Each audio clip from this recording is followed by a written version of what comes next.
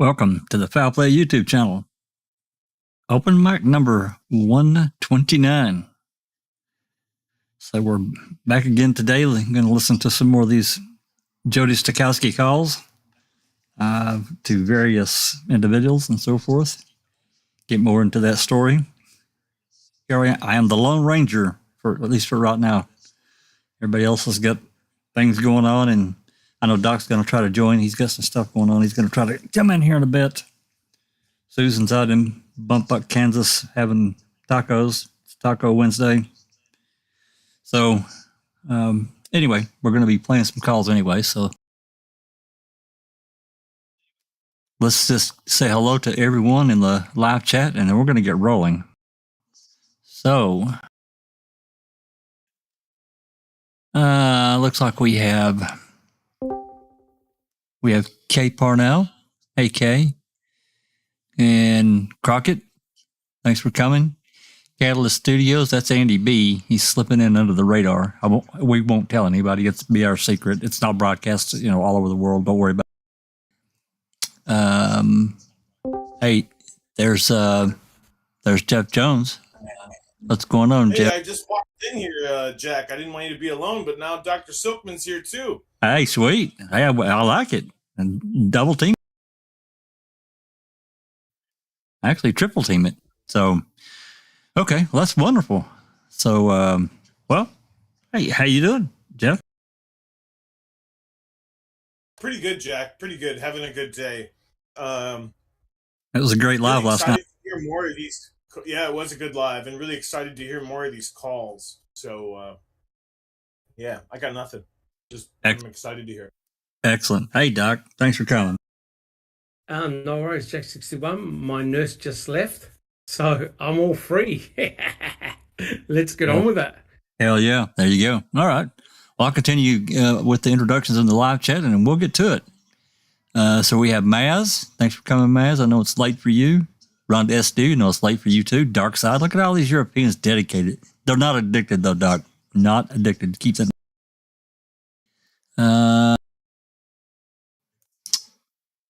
Yeah, we got Audrey M.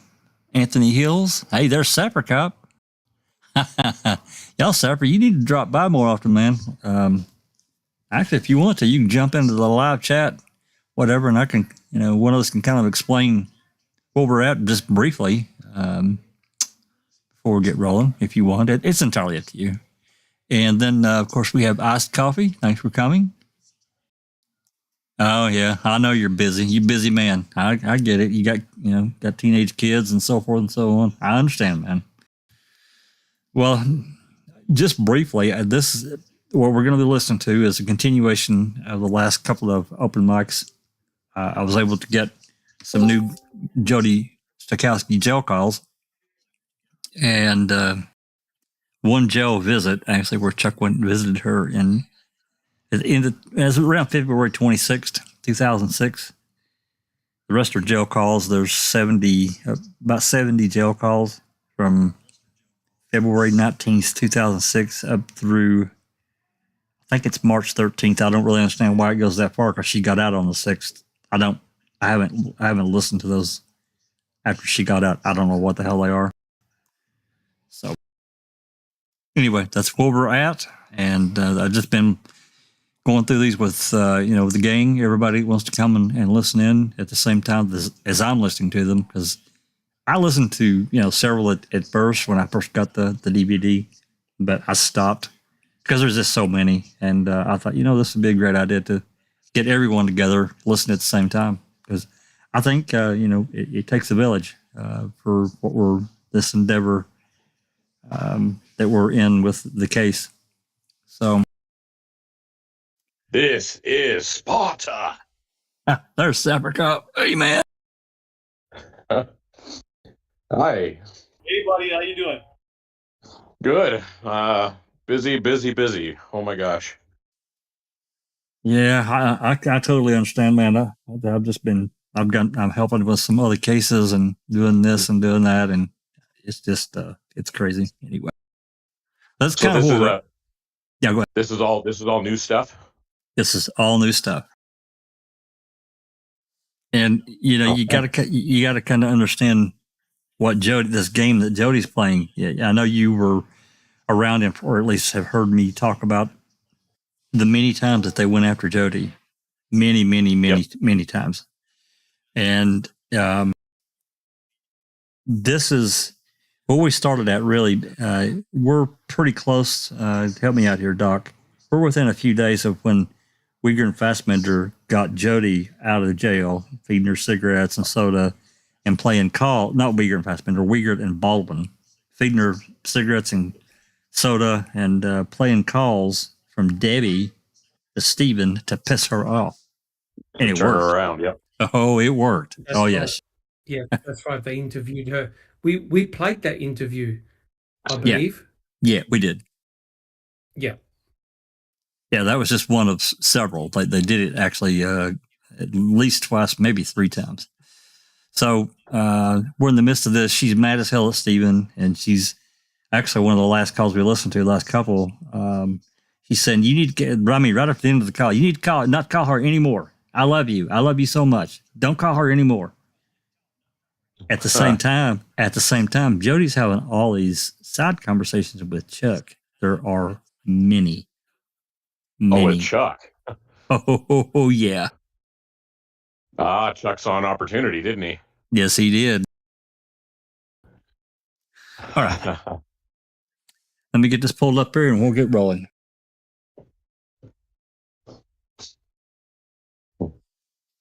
Okay, so as you can see here, this is the file I had pulled up. I've had to pull it up every time. The last one we listened to was at 17:22. This next call is going to be short. I don't know if it's a hang up or not. If it is, then we'll just do what we've been doing and move on. So anyway, if everyone's ready, if you're here in Discord, you're going to have to unmute YouTube. So here we go. This call is subject to monitoring and recording. Thank you for using Evercom.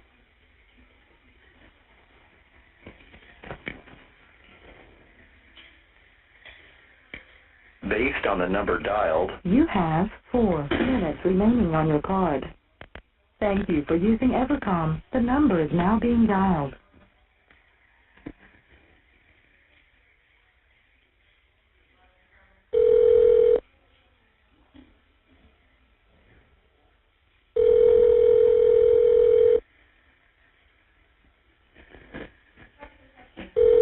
No?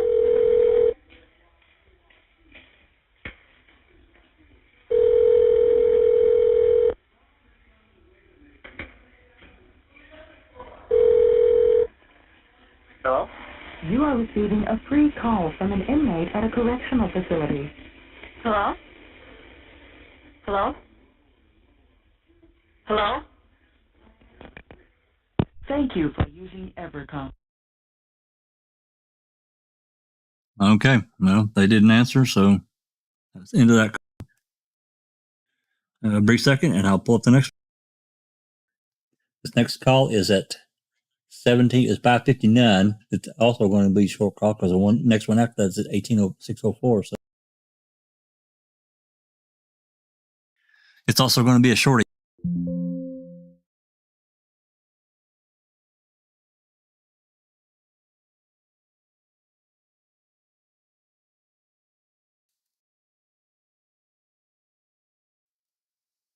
All right, here we go. This call Based on the number dialed, You have 3 minutes remaining on your card. Thank you for using Evercom. The number is now being dialed.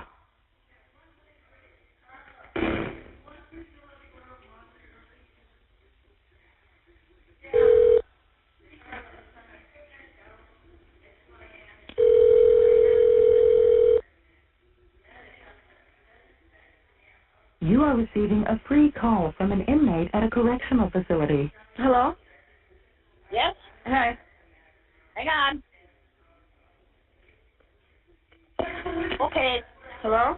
Hi, Howdy. Hello? Hi, what are you doing? Nothing. Oh, yeah? I just tried calling a couple of times and some guy answered. I must have dialed the wrong number. You better get that place all shiny. What place? The place where you are. I am done cleaning in here. I am too. Hey, have you talked to her? Hello? Hey, What? I can't believe you. What? Huh? What? I can't believe you did that. What? That you're sticking up for me. What? What the fuck are you talking about? I'm talking about I'm your fiancé.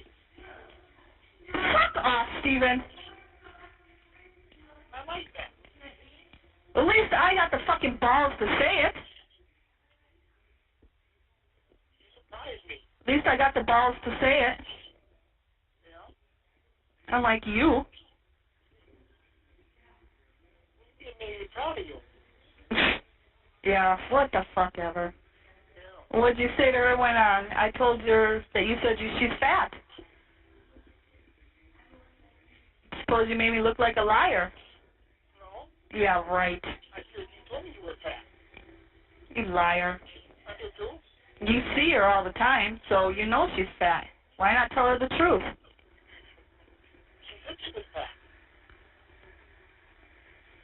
So you can't tell her the truth? See, I don't know what to believe. You believe? You believe I love you. They got Brendan down there. I heard Oh, yeah? How? over the radios here. Oh, yeah? Yeah? You better not be talking to him. Who? Didn't your mom tell you? You have 1 minute remaining. What? There's 1 minute remaining. What? Are you gonna end it now? Stop calling her and everything? Answer me the question. I'll call you back. Answer mine. Okay, put somebody in here. No. You end it now. Huh? You end it now. I got nobody to talk to. You got me. I got you. You don't gotta talk to somebody every day. I had a talk. You call your mom every day. Talk to her. She loves you. You love her. I really got a call. I don't care. You're done calling her. I'm almost done calling everybody. You're done calling her. That's it. I'm putting my foot's down. Your foot's down. Yeah. Oh, yeah? You have no time remaining on your card. Thank you for using Evercom. Alrighty. She's putting her fucking foot down, Stopper Cop. Doc, Jeff, her foot is down. You're done. Well, You're done. well, I mean, you know, Stephen can't have it both ways, right? He is playing with fire. Sure he is. It is ridiculous. He's got a fiance. You don't start becoming chummy with somebody else. And you know, not only is it not ethical, he deserves all the criticism that's coming his way from Jodi. But then again, what the hell is Jodi doing with Chuck? So it's double standards, I'm afraid. Absolutely. I agree. Well, is Chuck just going to be used by her as a revenge kind of situation? It wouldn't be the first time I've seen something like that. I think it's more of Chuck would be used to buy her cigarettes and beer and feed her addiction. And, you know, in return, he might get some loving. Well, I'm to just- go back, Okay.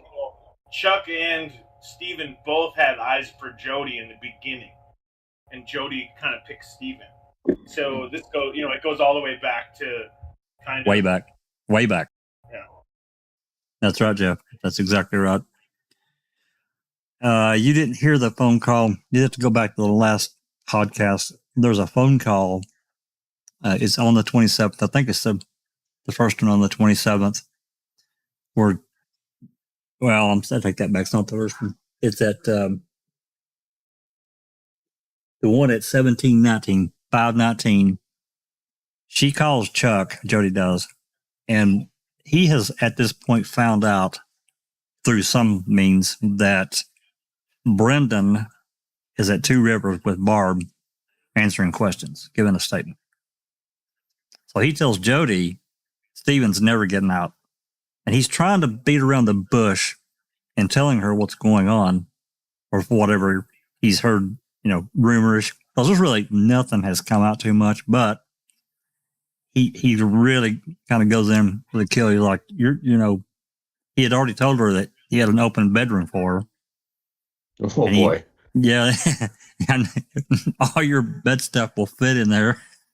I'm not kidding, Sapper Cup. It's fucking wow. As the world turns. Good Lord. I mean, yeah, then, you could certainly make a new soap opera out of this. Oh, dear God. It's actually, there's more to it but I'm just giving you the really light Reader Digest version. And then he tells her, Stephen's never getting out. And Brendan's down at Two Rivers making a statement. He's trying to get her to see kind of what's going on without telling her straight out, because he's very untrusting of saying shit on the phone. He's done this many times throughout all these conversations. So he's very guarded. And, I can't blame him, the guy, Anyway. So, he's Jodi didn't seem to pick up on it. Jodi wasn't picking up on those cues. No, she wasn't. Chuck was like, hey, dude, listen, you don't know what's going on out here. Wink, wink, nudge, nudge. He's not getting out, like that. And she's like, how do you know? And blah, blah, blah. Well, I don't know, something with Brendan. Well, what does Brendan have to do with our relationship? Her mind is so focused just on her problem, right? That's right. Like, what does Brendan have to do with our relationship? What does this have to do with? What is he leaving me or not leaving me? And Chuck couldn't get through to her. It was pretty daft, to say the least. Oh boy. Well, at the risk of sounding terrible about these folks, we once again we know we're not dealing with folks playing with a full deck. Sophistication. Doc talked about this a couple podcasts ago, and he's right, and you're right too. And this is not a put down. It's just the way it is. It's just their environment that they were around and raised in, and that's who they are. And I don't have a problem with that. It's unfortunate in itself, and this whole created scenario. Anyway, he drops. Just like Doc was saying. Yeah. Go. Let's say just like Doc was saying with Stephen trying to play that game, play two sides of the fence. He's. I hate that the guy is in prison, but again, we've already known he's not like Citizen of the Year. No, and here's the other part. Now, Steve kind of knows that she's been talking to Chuck, and he doesn't like it, but he has no idea the amount of phone calls. No idea. She's talking to Chuck constantly. He would have known. He would have used it against her in that Debbie conversation. Absolutely. But you talk to my brother every day. You know what I mean? Like, what is that all about? That's right. He would. It's apparent he doesn't know. Doc? I was going to say, we got to consider that this is meant to be in the middle of a murder investigation, right? And Stephen Avery was charged, and Brendan Dassey's about to be arrested as well, coming up. And you've got Steve, Jodi, Chuck, Mama Avery in the mix. Debbie. They're all involved in Debbie. You've got this sort of like side issue, which is obviously dominating their life, and no one's actually focusing on the mere factor that Stephen has been arrested, Brendan Dassey's about to be arrested, and these guys are going hammer and tong about some weird type of love triangle going on between, actually there are 4 people now involved. You got Debbie, you've got Jodi, you've got Chuck, and you've got Stephen. And the worst thing is you've got no direct communication. You've got a third party involved in the middle, right? You've got Mama Avery who has to hold the 2 phones. You've got everyone highly suspicious and paranoid. And you're thinking, guys, what the fuck? You're in prison, man. You need to be defending yourself. And they're involved in all these skirmishes involving this bizarre love situation, it does my head in, guys. It really does. Mine too. It completely just blows me away that this was such a hot ticket item, and it is. And again, we kind of knew about it, but we had no idea. I had no idea the depths of this. I knew there was some side shit going on, but oh my God. Can I just answer a question? Please. TJ Henderson said, did Chuck have access to Stephen's blood? Which is, that's really interesting, because who was around when Stephen cut open his finger, right? It's Chuck and Bobby. It was Chuck, but predominantly Chuck, because Chuck waited outside for Stephen when Stephen went inside his trailer. That's right. And he bled inside his trailer. So the person who had direct knowledge that Stephen bled that day when they went to Menards was none other than Chuck. Absolutely. Now, hear me out. If you listen to Chuck definitely wants Jodi, right? And Chuck is almost not saying he's delighted, but he's reminding Jodi, well, my brother's never going to come out. Now, isn't that interesting? I heard rumors that both Chuck and Steve were at each other's throat because Chuck was concerned about Stephen gaining the money and potentially buying the salvage yard and being in charge of the salvage yard. That's exactly right. That's exactly right, Doc. There could have been tension between the brothers. I'm sure there was. I fully believe that. Yeah, that's actually a very interesting perspective, because again, I hate to put it in this way, but when you have somebody that's that simple-minded, would that not help make them capable of using the desire to have Jodi, for example, as a means to help do everything you can to help Stephen stay in prison? There is that potential. Absolutely right, Doc. Jodi was being used as leverage. Sorry, Sappercott, for interrupting. Jodi was being used as a form of leverage, because you see, there's no doubt that Chuck really desired Jodi, and it drove Stephen insane. But Stephen didn't help himself by being flirtatious with Debbie. Now, if Debbie was a honeypot plant, Stephen fell right for it. And it's not the only time Stephen got sucked in by women. It happened to him constantly all the time. So it's a disaster. Yeah, and we've talked about before, and Savver, you can agree or disagree, and you guys, Stephen was his own worst enemy because he wouldn't shut his fucking mouth. Absolutely, yeah, yeah, and worse yet, you have all of this family drama going on. You have this love triangle business going on, and right there in the mix of it, you have the law enforcement that is sitting back going, "Wow, Merry Christmas. Keep giving us all these gifts, and by the way, we're going to go ahead and help you crank that drama up to 20 so that you can continue to give us more help in creating our case." That's an excellent point, Sappercott. 100% agree. Yeah, and there was a little bit of discussion. I've mouthed off about this a few times. Susan, I think even Doc and others, about Debbie being a plant. And there was some comments that it erases when the live started new, but somebody had left a comment, someone named Daddy-O, that they didn't really think that because Debbie showed up in court at trial with Stephen or with the family. Well, Debbie did show up at some of the preliminary hearings, that's for sure. I don't think she was at the trial. I think by that time, I'm 99% sure she had disappeared sometime in mid to later 2006. She was gone. So she comes on scene. She starts writing him letters. They start communicating. Phone calls begin. Within just a few weeks, she's telling Stephen she loves him. Now, come on. Yeah. Come on. I'm sorry.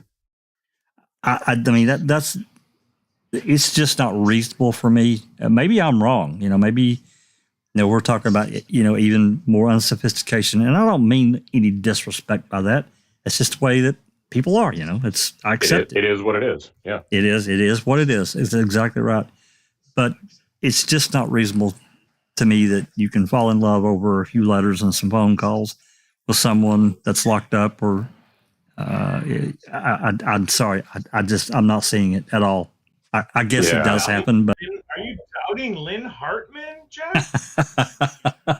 Well, she. Oh my God, Lynn. well, she did let Steve, clean her tonsils out a few times when she visited. They had, well, not a conjugal, but they had a in-person visit. So he cleaned her tonsils a few times. So that's a little bit different. No, man, it's I crazy. shouldn't have brought it up. That's on me. I'm sorry. Yeah, Sapper's nauseated now, I think. So anyway, yeah, I'm gonna have to get off this call to go. Yeah. Anyway, Susan has listened much further into these calls. It's going to get really interesting. So, if you guys don't have any more comments, I'm going to move on and play this next one. I don't know how long it is. This one again is at 6:04, and then we've got one more after this one. So, you guys good? Yep. Okay. All right. Here we go. Based on the number dialed. Monitoring and recording. Thank you for using Evercom. Thank you for using Evercom. The number is now being Not go dialed. anywhere.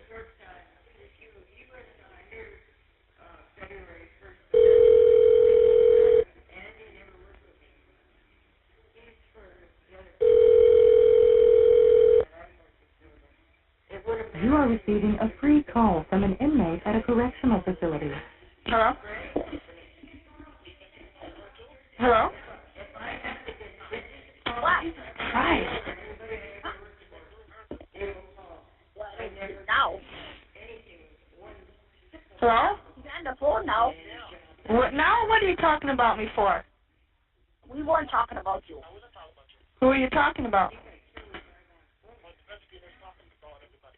Oh, but anyways, my request came back up. They're sending a copy to the sheriff's department here and a copy to the Calumet Sheriff's Department to keep them away from me.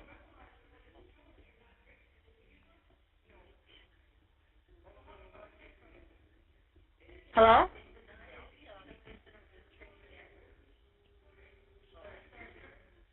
So, what did she say about our conversation? Why did she even accept my call? Did she send me her number?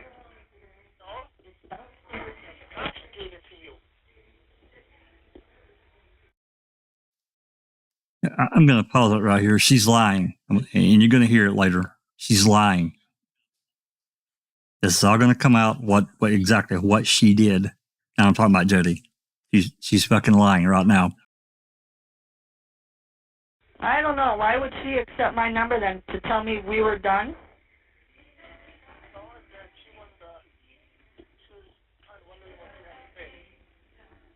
I only say the truth. It surprised me. Oh, fuck off. That really pisses me off. Hey, I can't hear about it. Good. You didn't want to hear that. Huh? I said, good. You didn't want to hear that. There you go. I said, good. You didn't want to hear it. Because I said, fuck off. I thought you were going to say it again. Well, that's what you get for thinking, huh? Well, what did you tell her when you heard that? You tell her, yeah, you love me or whatever, and yeah, you're going to spend your life with me or what? No.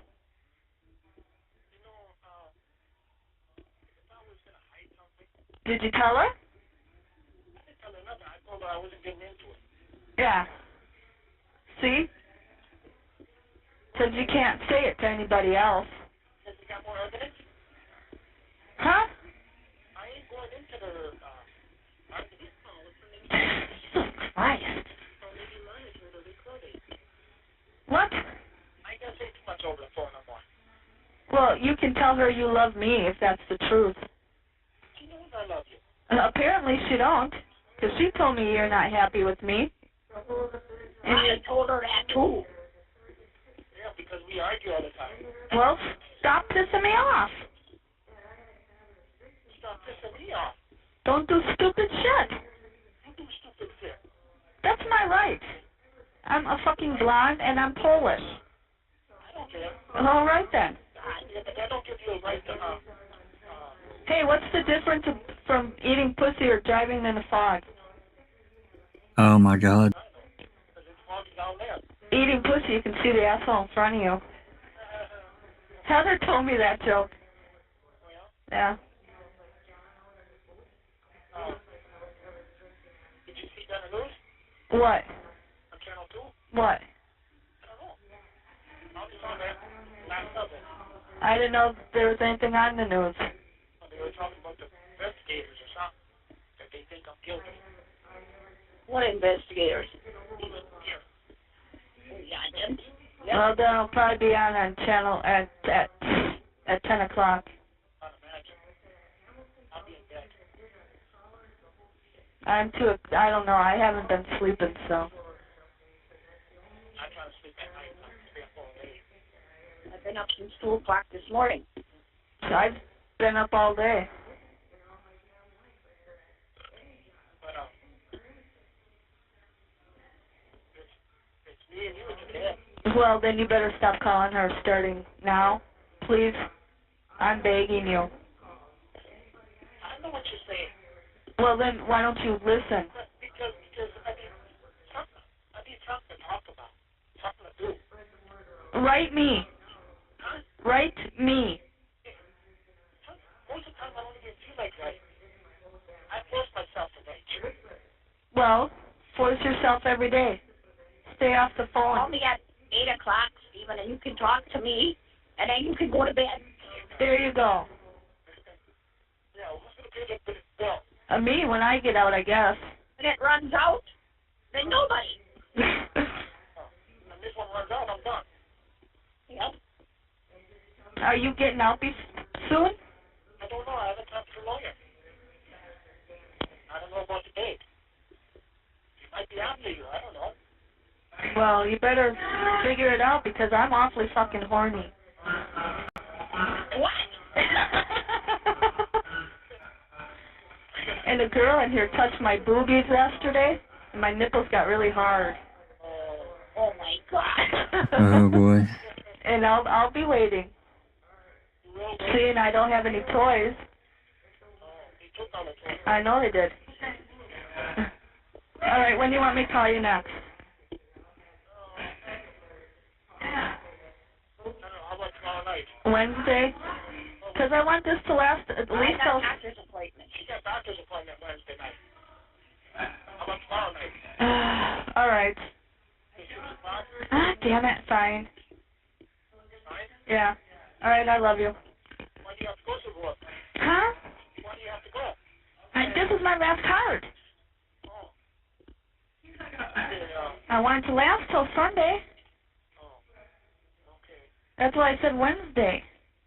So we'll just make it real quick tomorrow then. Yeah. All right. Don't worry about that. I love you. Stop calling her then. You want to do my time? I'm doing it right now. Yeah. Stop calling her. I love you. I love you too. Bye. Bye-bye.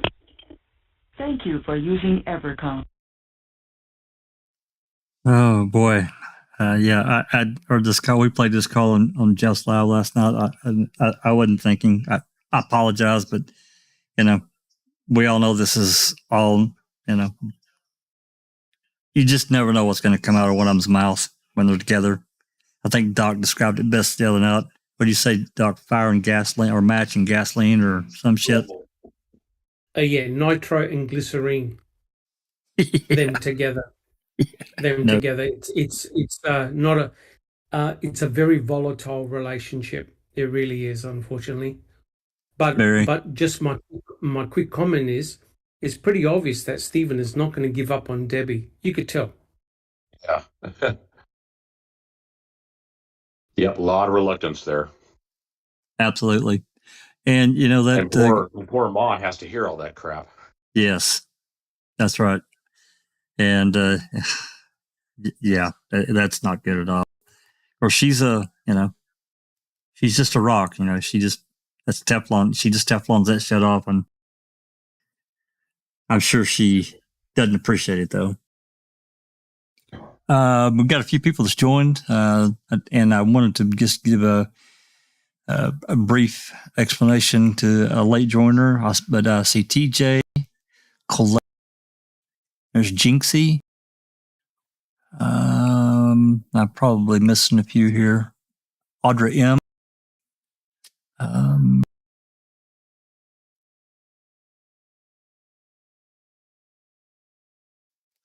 But there was a question from,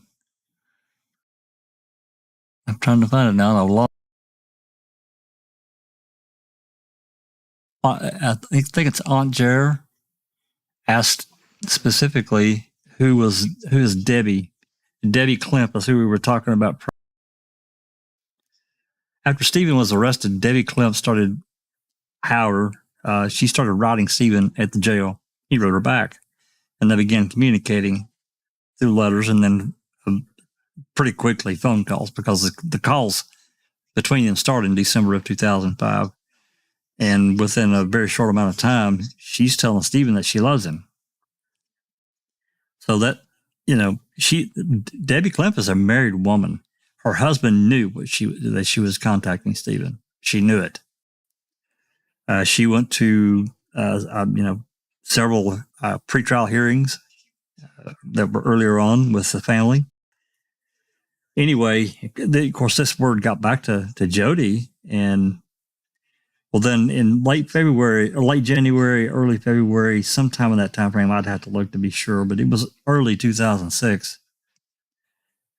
Investigator Wiegert and Wendy Baldwin got Jodi out of the jail and was give her a few little, I don't know, I won't call it bribery, but whatever. They got her cigarettes and probably gave her some soda and so forth. Give her a little break from being in jail. Anyway, they got her in and up to the office, and they played some of these calls between Debbie and Stephen. And all along, I mean, like I said, this happened very quickly, that this Debbie was telling, before they'd hang up, or even sometimes during the call, she'd tell Stephen that she loved him. Well, then finally, at some point, Stephen said it to her. So anyway, Wiegert and Baldwin played several of these calls for Jodi. Of course, the obvious thing was to enrage her, which it did. So that's the Reader's Digest version. There's a lot more, but we're gonna move on. But that's kind of who she is and why they did it. Doc? Jack, do you actually have a photo of Debbie Klemp to put up? I don't. If someone can grab one, and send it to me on Discord, I can put it up. The only one that I'm aware of that I can recall is maybe a snap from Making a Murderer. I don't know, but if someone can grab one, I'm glad to put it up. You want me to put it in open mic text if I could find one? Yep, absolutely. Okay, leave it with me. Okay. I'm going to pull this next call up.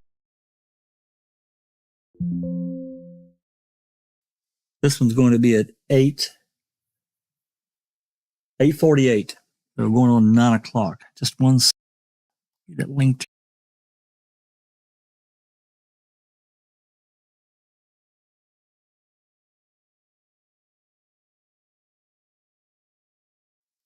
All right, I'm going to go ahead and play this one. This call is subject to monitoring and recording. Thank you for using Evercom. Hello? Yeah? Yeah? I don't know how much time I got.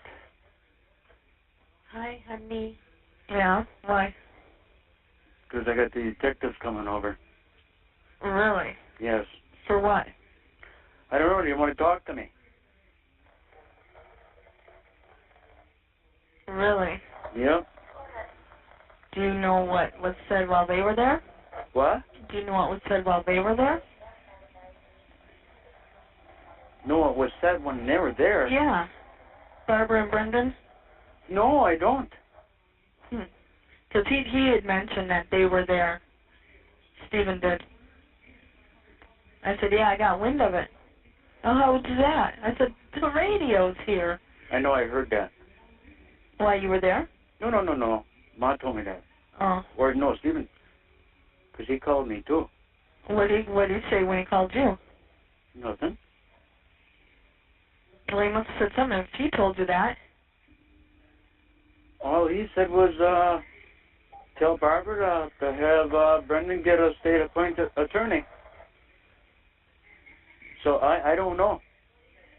Okay, because he's not worried, so I don't know what it's about. I know he's not worried. So I don't know what the hell is going on. And if your mom knows, well, I don't get the fucking minutes to call her.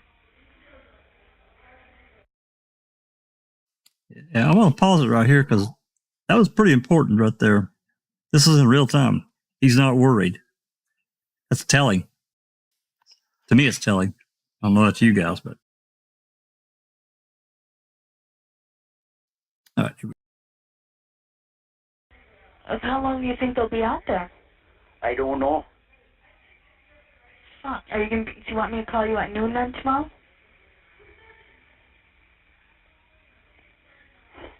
Well, you can on 2848, and I'll just go home then, if I can. Otherwise, I'll see you tomorrow night. Huh? Tomorrow night is Tuesday. Yeah. Oh, yeah, that's right. Huh, visiting.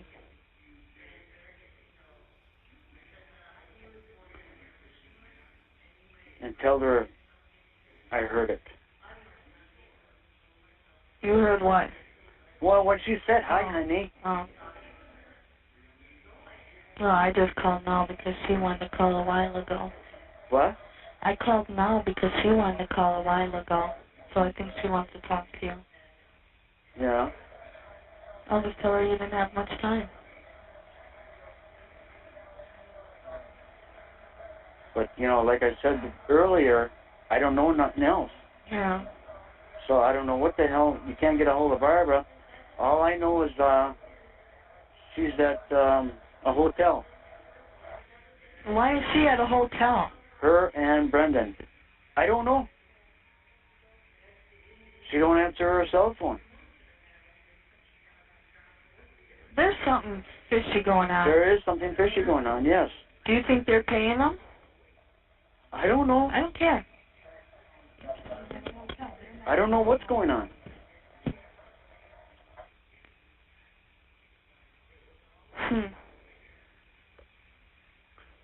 When did they call you? When? I was going to Manitowoc. The detectives called when you were coming to Manitowoc? Yes. Huh. He called me on my cell phone because he's got my cell phone. So now you had to turn around and come home? No, I told him right out. I said I was going to catch a couple drinks and deliver some parts. Oh. Which I delivered the parts, but I didn't catch no drinks.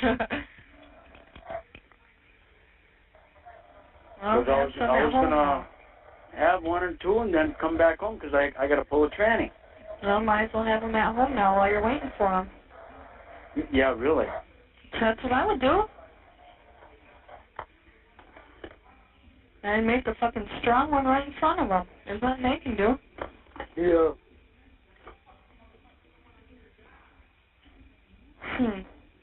You just want to tell me what the hell's going on. What the hell is that? Yeah, no shit. And see if they can find out more information. I don't know no more information. Yeah. And I put that request in, saying I didn't want no more detectives coming up here talking to me. It's too stressful. Mm-hmm.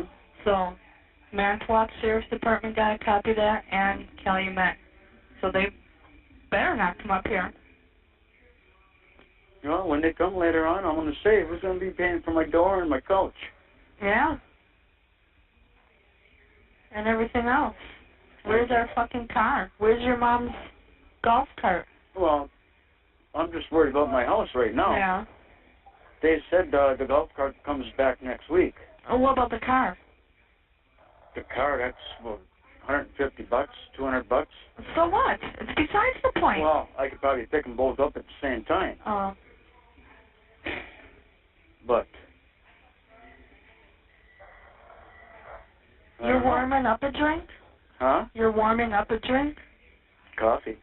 What the fuck are you drinking coffee for when you should be having a drink? Yeah, really. So have you talked to Barbara since? No, I said. You Oh. can't get a hold of her. I didn't hear you. Bite my head off, damn it. Kiss me. Fuck off. We're gonna be hanging up soon. Huh? In a hurry. Do you want to say hi to her real quick? Yeah. Alright, bye. I'll call you at noon tomorrow. Yeah, if you want. I'll just call at your house then, like 10 after. If you're busy, whatever, then I'll try at 5. At 5? Yeah. But I'm coming up at 7. Oh, that's right. So then you must well wait.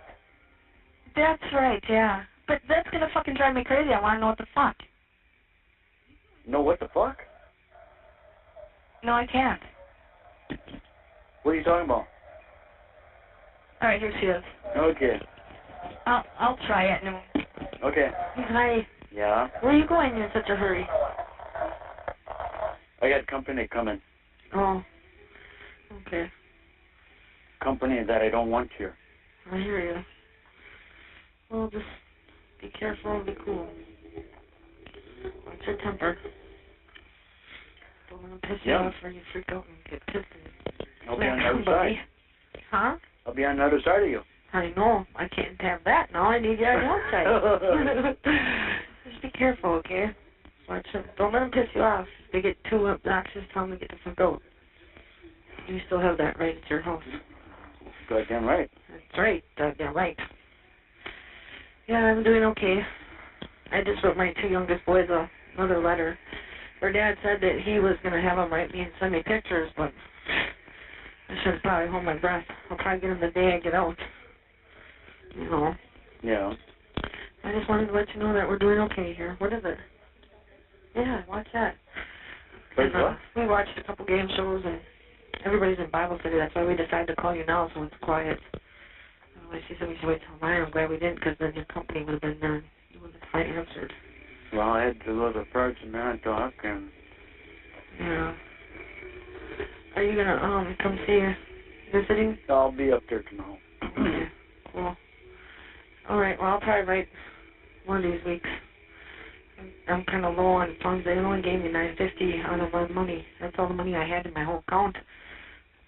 So I'm like down to, it's going to last me for 2 weeks. Okay. I think that's enough. I'll scan forward in this call, but it's Tori, and it's just generally ends up her rambling on, and Chuck gets a word in edgewise here and there. I'll scan forward, but I think we're pretty well done with this call. So give me just 1 second. So What's that on? that's on the punctuations and verbs. Hold your own and watch your P's and Q's. No, I'm right around 9. That's fucking bullshit, you know? It's for 10:30 instead of 1 o'clock. I'm missing hours. Yeah, that's enough of that call. That's just U.S. Tory. So we're going to move on. You guys can talk if you have any comments about that call. Yeah, I will track down how many kids does Jodi actually have. Somebody said 1, but I swear to God, I just heard her say my 2 youngest or my youngest are going to write me a letter. They, like as in plural. So she may have to, I know she's got like a 12-year-old daughter or something like that.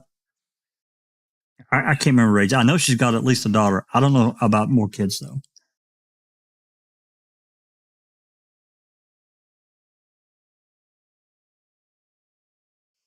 Okay. This next call. Okay. We're moving on to the 28th. This next call is at noon.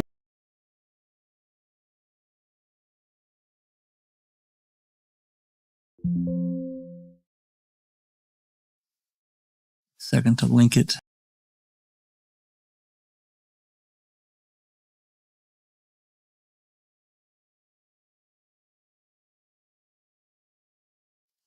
And Sherry Lynn Pandillo had asked a question. I'm not sure if she saw my reply. She wanted to know what Tori's last name is, and it's Barron, Barron. I actually heard that. It was like the second or third call that we got in this series, because Chuck was dropping something off to her, and maybe I don't know what it was. I really don't. Whatever, but he needed her last name, so that's how I found out. Okay. All right, let's play this next call. Like I said, this is at noon on the 28th. We'll see what's going on. Is there? I'm sorry. Is there, Doc or anyone, have you seen any other questions or comments that we need to address? The only thing I was going to say was that this is one day after Brendan Dassey has been interviewed twice. Well, actually, kind of 3 times, because the 27th, they interviewed him at school. Then they pulled him out, took him to Two Rivers, talked to him there with Fox Hills. And then Fox Hills. That's right. Yep. Oh, God. So the day after is a significant day. Yeah. Yeah. So let's scan it right quick.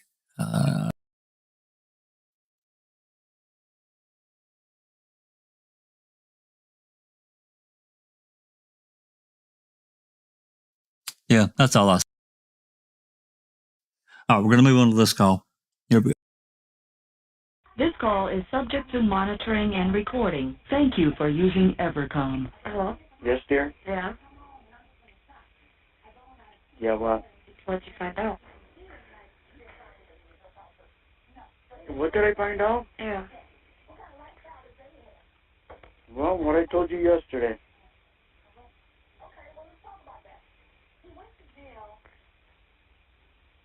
And I don't believe it. No, I shouldn't say this, but, Brendan was down there, you know. And he was turned around in the fire. And don't quote me on this, but a little bit of what I got from Barbara, that he saw a leg or a foot or some damn thing. I don't know. Nah. Huh? I don't know. I don't believe it. Well, I don't believe it either.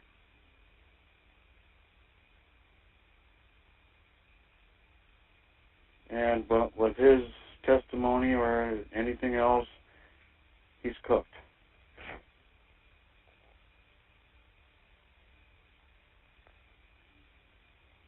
And if he did do it, well,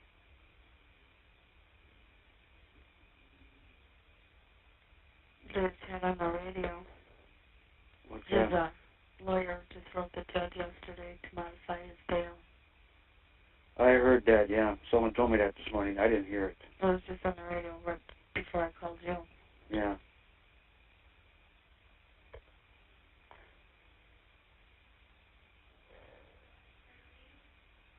But Tom was here last night and called me around, I don't know, around 10 o'clock. And he told me a little bit and how I felt about anything, and he asked me too if I was involved with anything, and I said no. And he said later on we would take a lie detector test, and I said yes, I will take a polygraph. So I you know,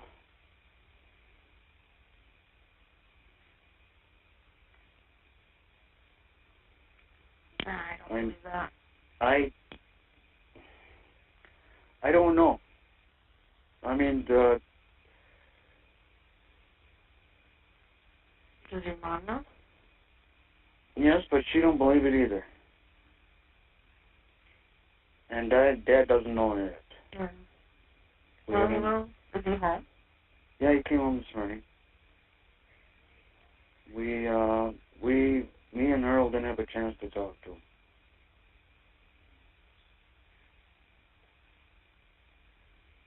What night was this supposed to have happened? That was Monday night. That's when we down saw the bonfire and stuff. That would have been the 31st? Halloween night, yeah. Nah. I don't believe it. And you called that night. I know I did. Once Twice. or twice. Actually, 3 times. I called him up at your mom's, and twice at home. Yeah. Ahmad told me, twice. That's what she told me. Yeah, once up there and twice at home.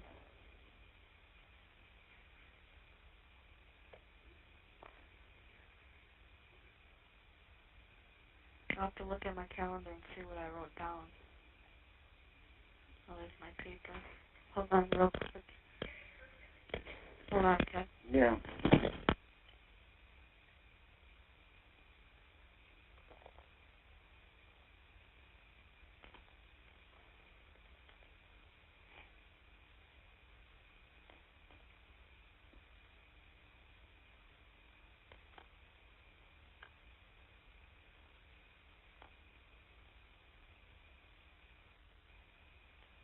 Thank you for using EverCom.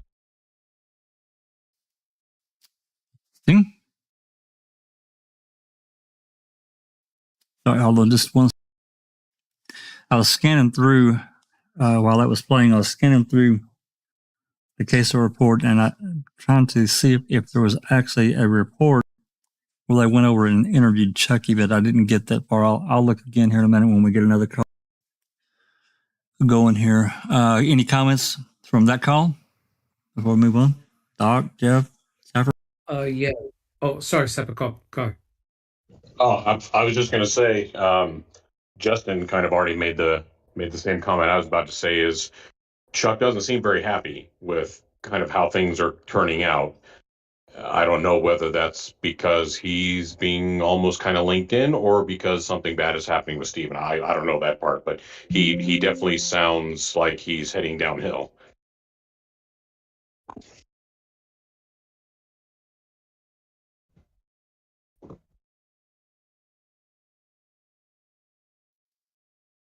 Doc?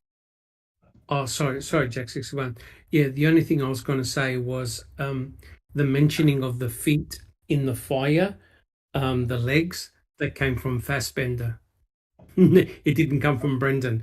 The only thing that Brendan said, and I've got the report right here.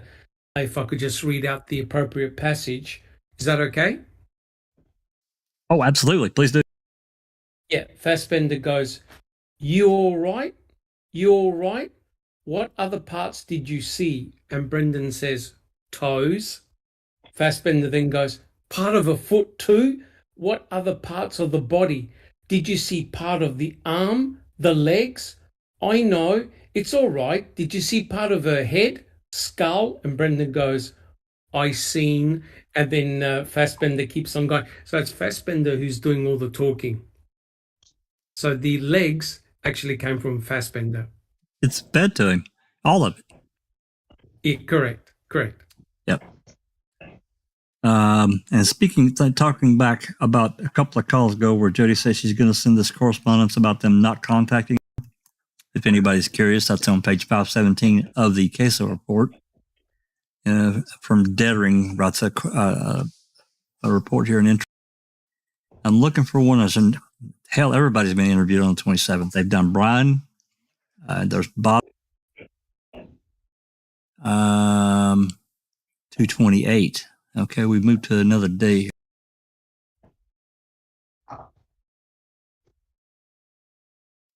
Okay. Interview of Brendan Dassey on 3-1. I'm not seeing or anything in CASO about an interview with Chuck, so I'm going to have to check the DOJ files, but I'll do that later.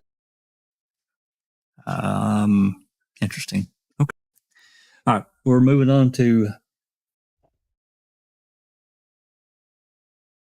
Yeah, she's made another call back. It looks like at 12:07. So this is probably going to pick back up where they got cut off. This call is subject to monitoring and recording. Thank you for using Evercom. Yeah. It What disconnected. Huh? It disconnected. That's what I figured. I came back and I thought it was just because it hit the wall. Now you're on a different phone now again. No, I'm on the same phone. Well, come up a different number. Huh. I wonder why it does that. Because it's the same phone. There's an article in the paper, too. About his trial starting on time. What time did they come out there by you?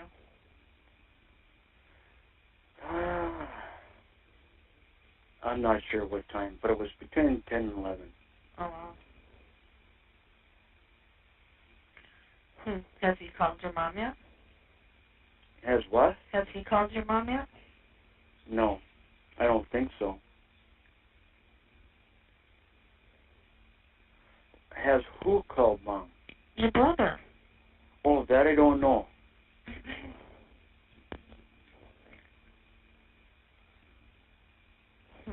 Since yesterday, no, I don't know. Or last night. I'm supposed to call that at 6. Huh? I'm supposed to call at 6. Well, if you want to, go. Well, I have to. Told him I would. Yeah. I don't know why. I told him wait till later on in the week.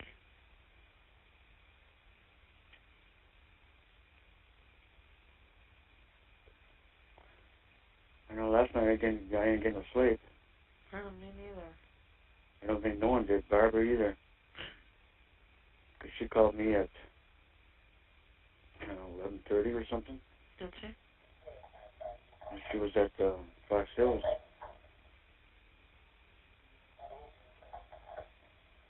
They put her up there. Oh, really? Yeah. Because she didn't want to go home or whatever. I don't know. No. She called me this morning and she didn't get no sleep either. She didn't go to work, did she? Well, she had to be in for 9. But she told me this morning that she doesn't know how long she's going to last. Working today. No.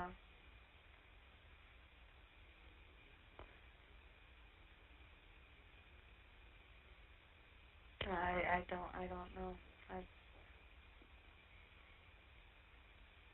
I know that puts a lot of doubt in the mind. I mean, you don't know which way to turn. That's the way I feel. And then you're getting guys that call up here and stuff like that and say one thing and I don't know.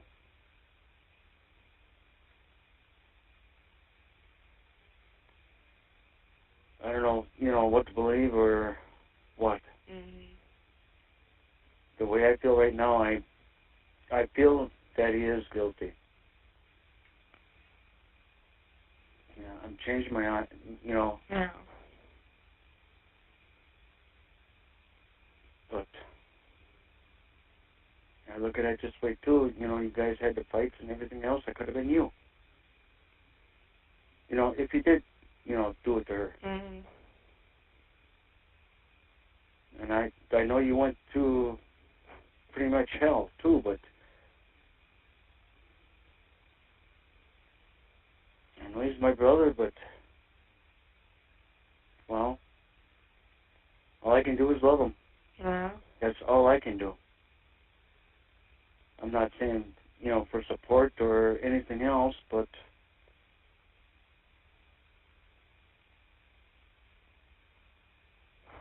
you might never see the outside. Yeah.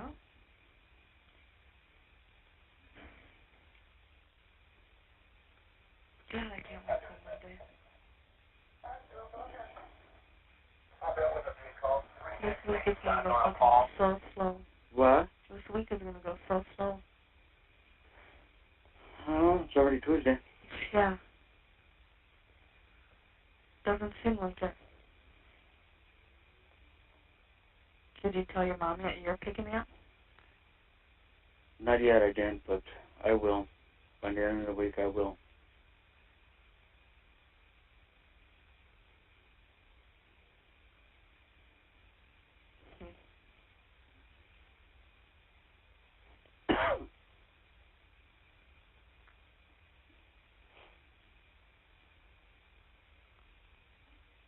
I don't know.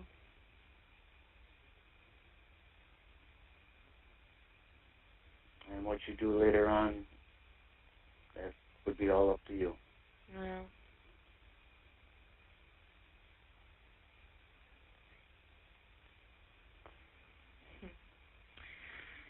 I don't know.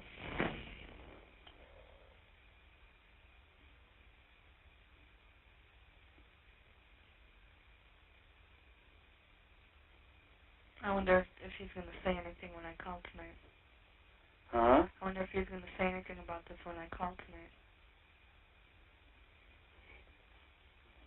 I don't know.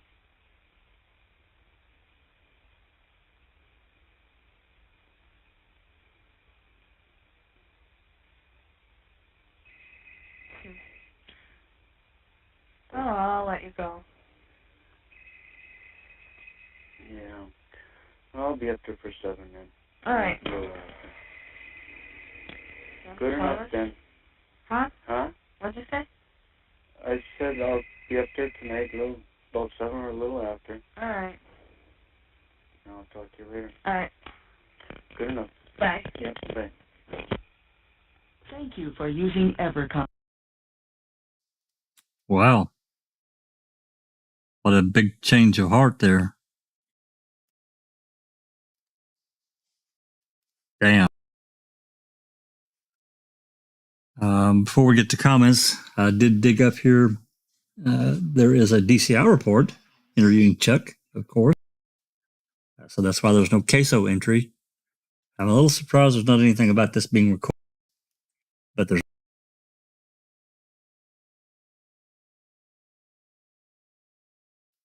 And it was Fassbender. He telephoned Chuck. And then shortly after 8 p.m., Fassbender and another special agent, Stephen Lewis, which you don't really hear too much about, met with Earl and Candy. And then while meeting with them, Chuck telephoned Earl. Earl informed Chuck that S.A.'s Fassbender and Lewis were there.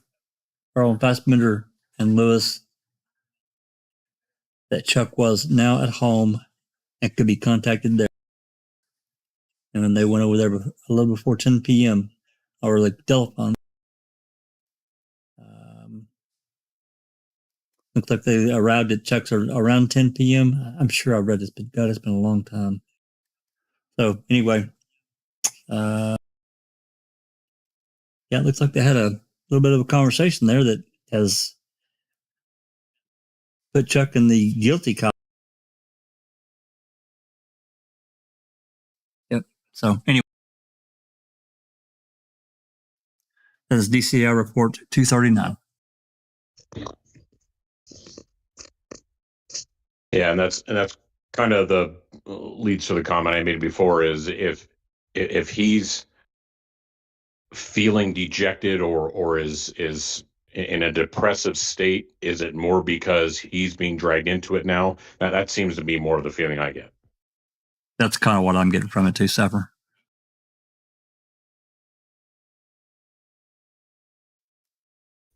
Doc, Jeff, any comments for while I'm pulling up this next call? Yeah, I do have a couple of comments.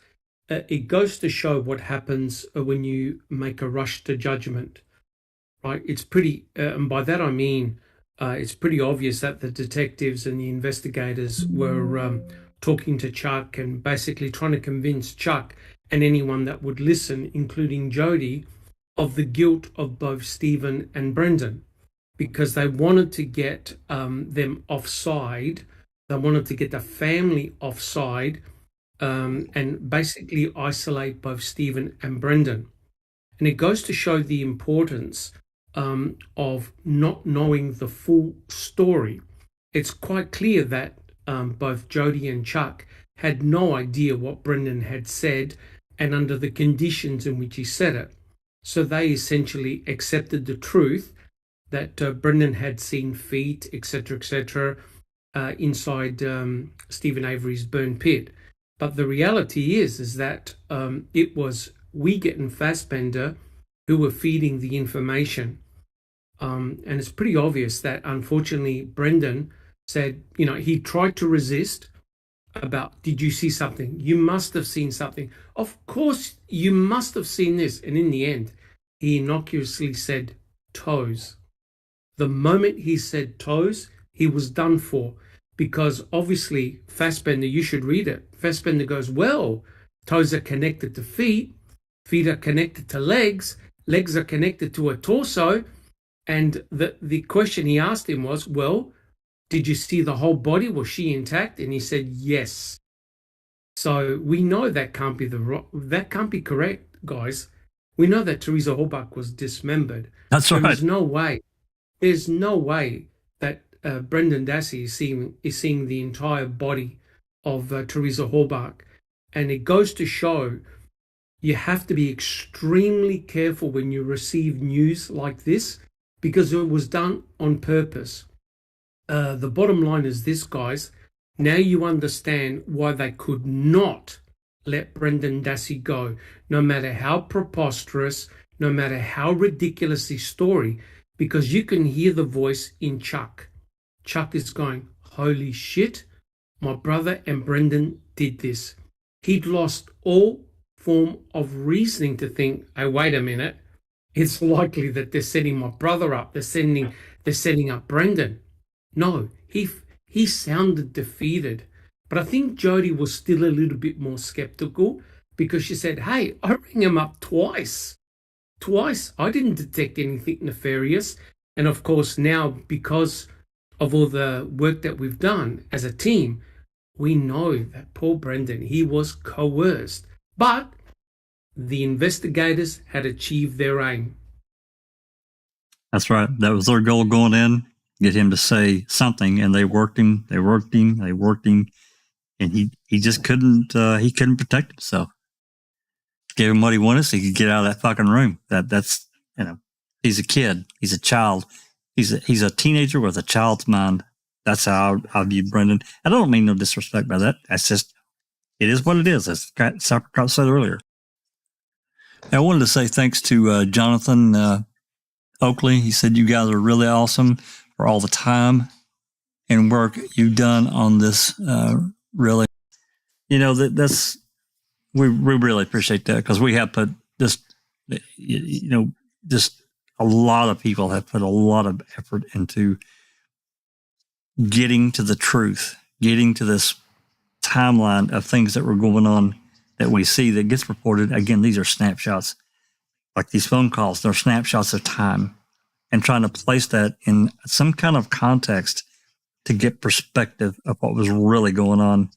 It's really difficult to do when you only have glimpses. It's kind of like memory, that you've got strong or a pretty good memory of something, some event, but you can't remember every little videotaped detail. You got snapshots of that, good time or bad time. So that is one of our goals in getting to the full truth. I think Doc would agree with that. And I do agree. I do agree, Jack 61. But it also goes to show the importance that these phone calls play. They are very, very important, because they occurred at strategic times during critical events. And here, what we're doing is we're getting the background nuances of how Jodi felt, how Chuck felt. And so this is priceless, because it now brings everything into context, something that was missing before. And it goes to show the power of those calls, Jack 61. Fantastic effort for getting them. I appreciate that. Go ahead, Jeff. That, Jack. Thank you to that, Jack, as well. Just wanted to piggyback on what Silkman said. great work, you guys. Really appreciate you guys continuing to do this. It's phenomenal what you do. I do have to hop out, and that's why I wanted to kind of budge in and just echo what Silkman had said there. But appreciate it. Thank you guys. Still in the panel, Silkman, Dr. Silkman, and Zapper Cop and Jack. We'll see you guys again. I have some things I have to take care of, but I will try to listen offline here or in a minute. So appreciate it. Thank you guys. Hey, thanks for coming by, Jeff. Thank you, Jeff. Yeah, I'm in the. I would say I'm in the same boat. I've got to get my daughter to her softball. I'll try to keep listening. But yeah, I probably won't be able to talk much. That's fine, Sapper. We really appreciate you dropping by and the commentary and your thoughts, because you've been a part of this case for forever too. So, that these open records requests, it's just a matter of not getting defeated for those that are interested in writing a records request. Don't get discouraged when you get a denial. You got to choose a different path, a different wording, a different something, and try again. Because, hey, there's absolutely no reason why these calls couldn't have been released ages ago. So, and it does give us a fuller picture of what was going on, as Doc alluded to. So, all right. With that said, we're going to move on to this next call. Is it 12:40? So this is just not too long after she talked to Chuck, and see who she calls this time, because I don't really know. So here we go. This call is subject to... Based on the number dialed, You have 31 minutes remaining on your card. Thank you for using Evercom. The number is now being dialed.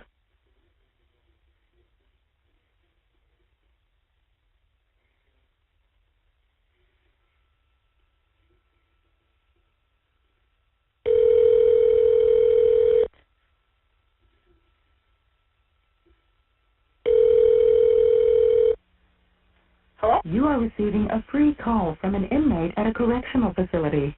Hello? Yeah? Have you talked to him yet today? Yeah. Ah, damn it. When does he call? Sometimes different times. Usually closer to around the noon hour. Oh. Because I just heard some things. Oh, yeah? Mm-hmm. Like what? What Brandon said. Oh, yeah? Uh-huh. Mm. Yeah, that's old news already. Who told you that? Some girl came back from work Oh, and yeah? heard people downstairs talking about it, about Oh, a leg or a foot in a fire. yeah. And I was just wondering what he felt about it. I don't believe it. I don't either. I never believe what they're saying. No. And who knows, he's finally saying all this. They could be paying him off. That's another thing. Yeah. That's what I thought right away. Yeah. All right. Bunch of bullshit. Yeah, it is. 6 o'clock? Yeah. Yeah, if they don't throw him in a hole again. For what? He thought he was going to hurt himself after I told him that Brendan was being questioned. He says, hell no. Why would he do that? Never know. That's stupid. Okay. Oh, yeah, okay then. All right. Yeah, bye. Thank you for using Evercom. Okay, so just a little brief convo with Dolores. I wanted to know about, questioning about what Stephen has said and so forth. So I think we're pretty well on the level there. I'm trying to keep up with comments here as we go through. I forgot to mention, Jack 61, in the previous call between Chuck and Jodi, did you hear, or am I mishearing it, but Chuck said to Jodi, it could have been you. Did anyone else hear that? I didn't, but I was digging for that file, so I missed some of it, but he very well could have said. Which is because I swear to God, I heard him say, it could have been you, which is very interesting because that's exactly what what Wiegert and the other detective said to her. he could come out and do this to your daughter or to you. Remember? So it was an idle threat by Baldwin and Wiegert. And it's interesting that Chuck said the same thing, which is an admittance that he thinks his brother is violent and capable of homicide.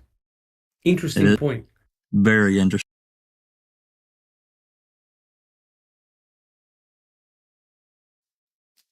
Yeah, I'll have to go back and re-listen to that one.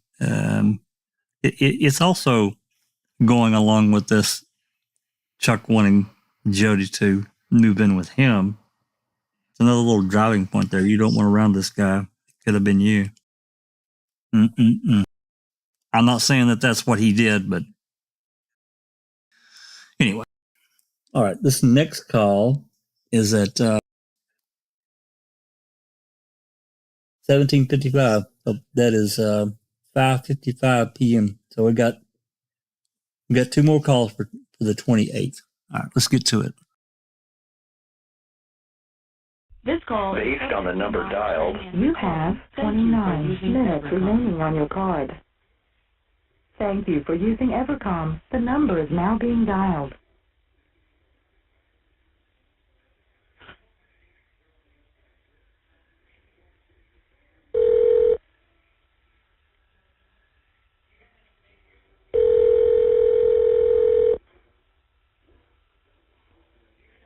You are receiving a free call from an inmate at a correctional facility. Hello? Free.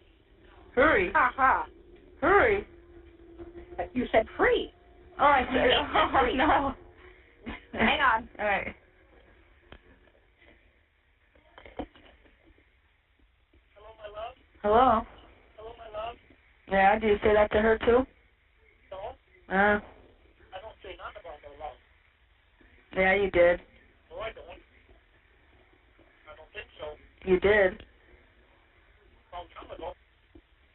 I never said it since. Yeah. Yeah. I heard something on the radio about your lawyer writing a judge and your family and fiance being behind you.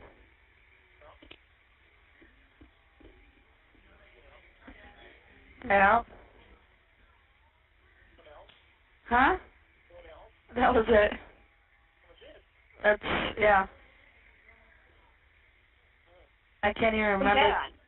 On Tub Radio, on AM, the station you listen to. When was that? This afternoon? At noon, yeah.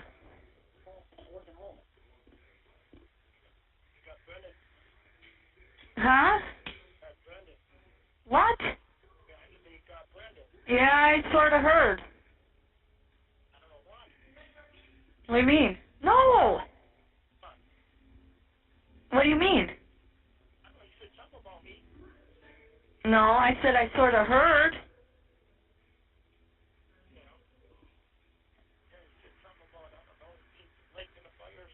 Yeah, that's what I heard. I don't believe it. And why would it take this long for it to come out? Are they paying her off? Because to a lot of things, I think they heard about you hitting me and shit, I think came from her. Because you supposedly beat me in the trailer, or the RV, and that never happened. That's what I'm saying. A lot of this, I think, I don't know. Well, your mom and I will talk when I get out. That has nothing to do with it. I wasn't drinking then. We didn't have the RV then. Yeah.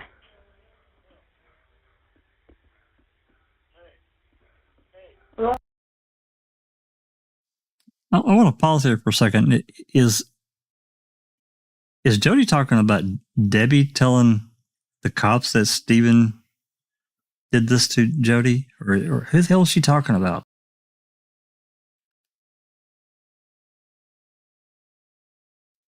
It's not clear to me.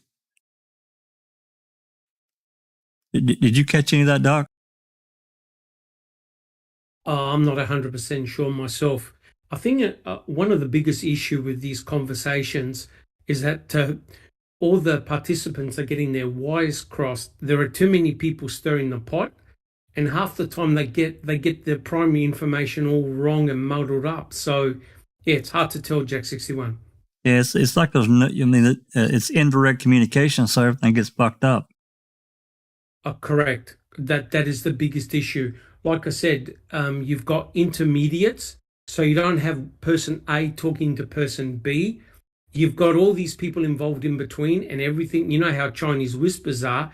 By the time you get the message, it's all convoluted and completely wrong. Yep.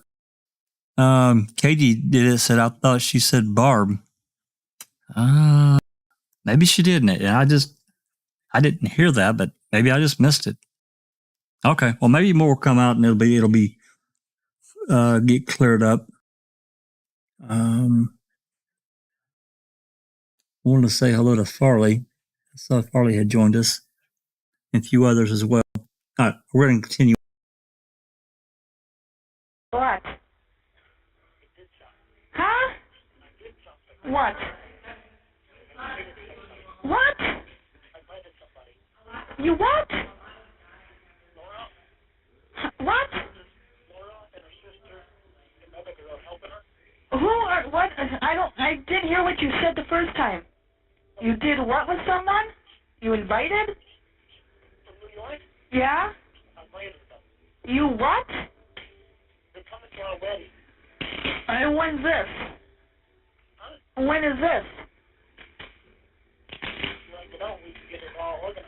Oh, I thought it wasn't going to be until this was all done.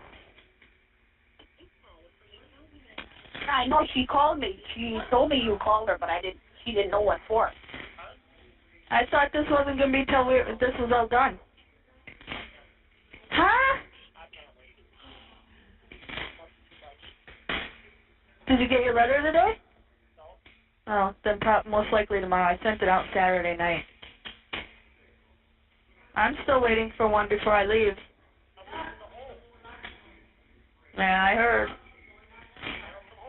Your mom! About me. Jeez.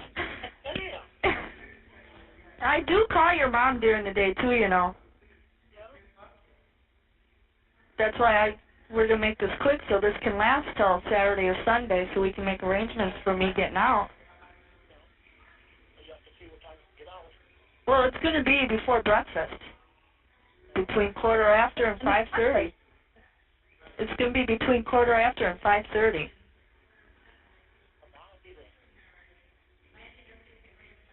Okay, back at the door at 2 in the morning? Yeah, that's about it. What if, wouldn't it sort of be better if Chucky came in case there's a bunch of press out here?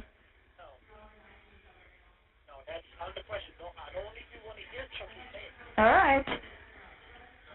You're on that press. There.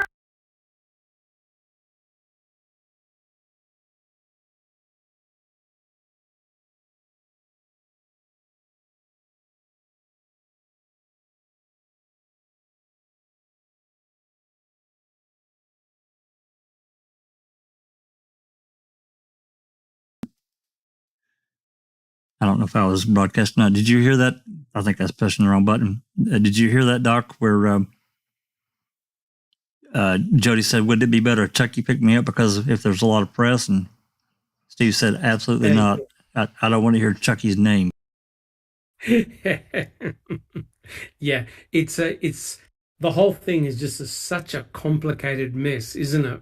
And just these guys are diving deeper and deeper, but I still can't work out how they've lost their focus to the main problem, and that is what's happening with Stephen and Brendan.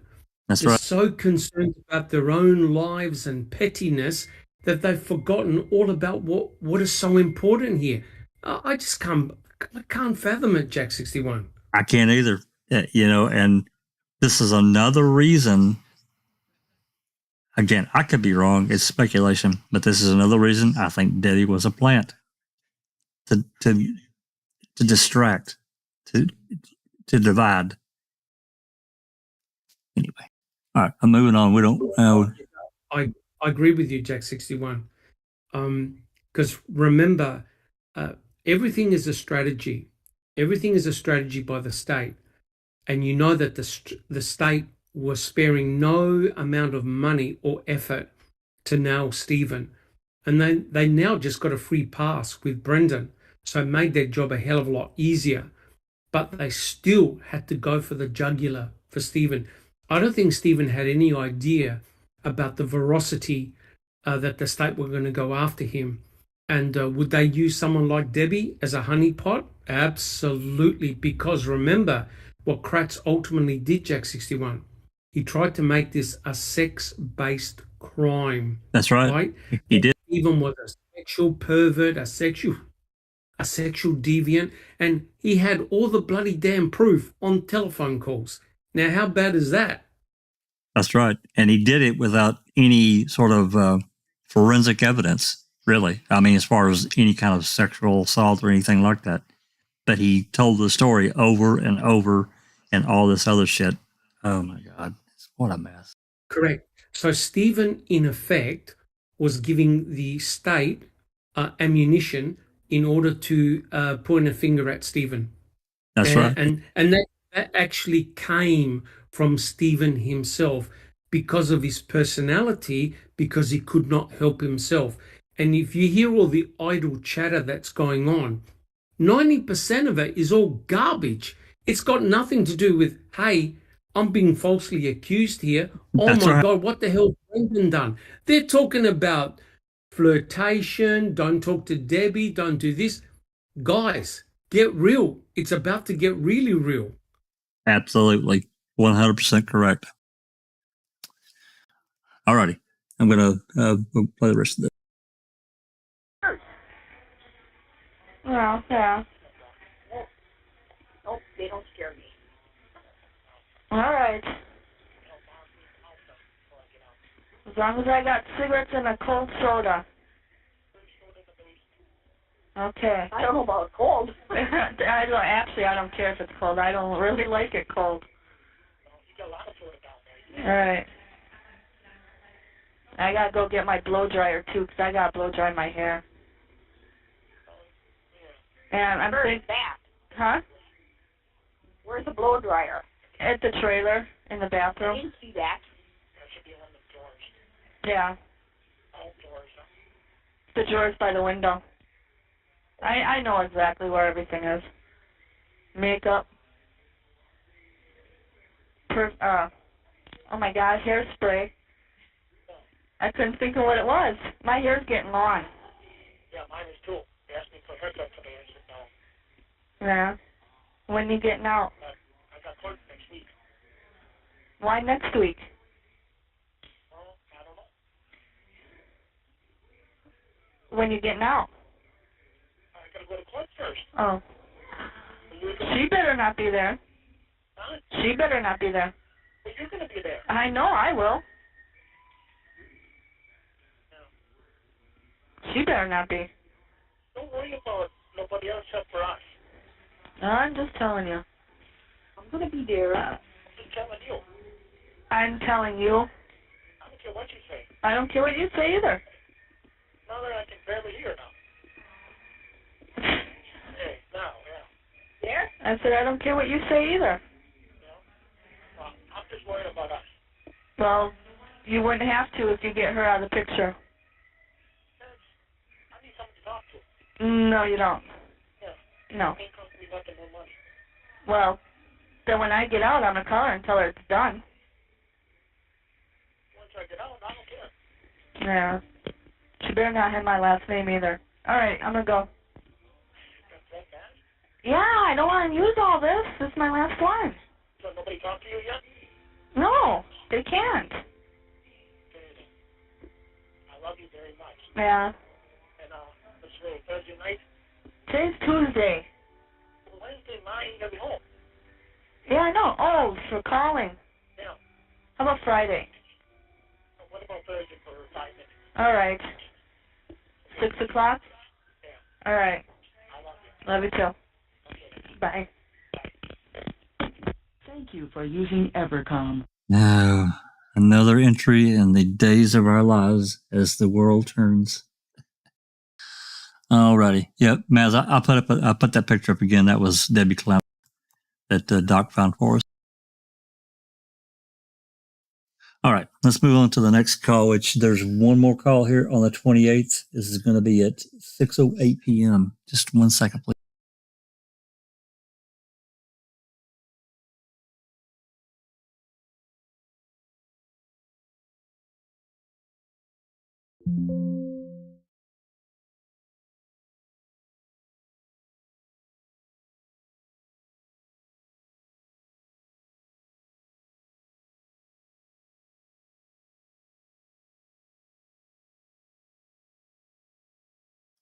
All right. All right, here we go.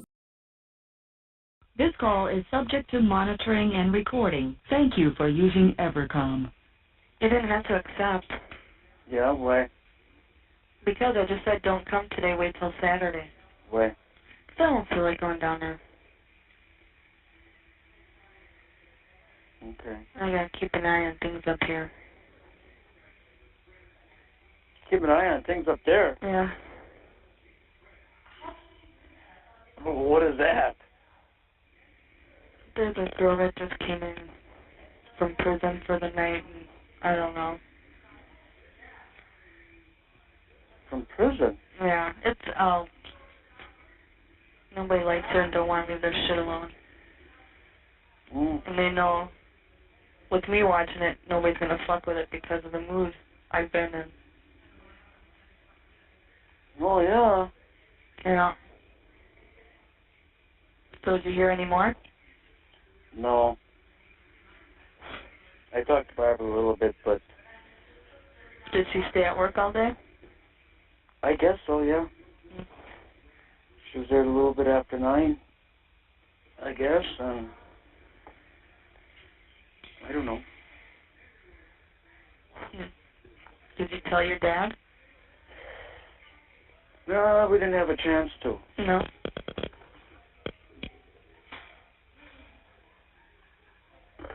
And tomorrow he's going to Trivets. So I don't know. Huh. I guess he's got court next week. Huh? He's got court next week. Yeah, one day next week, yeah.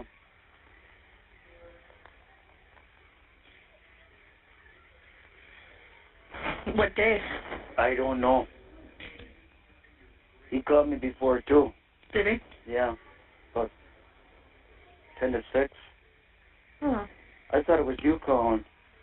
I tried a couple of times, but you must not have been home yet. No, I first come in the house at 5:30, quarter to 6. I wasn't long in the house. Uh-huh. So he called. It might have been around quarter to then. No. Because it was still light out. And I was trying to get parts off for tomorrow. Oh, I tried mentioning while we were talking about you picking me up that it'd be easier. No. Who said that? Your mom and him. She's not afraid of the press, so she'll be here. Oh, well. I said, as long as you got my cigarettes and a cold soda, I don't care. I told him I thought it'd be easier, in case they didn't get me out in time. She wouldn't have to sit and wait. Because I thought it'd be better if it came from me first.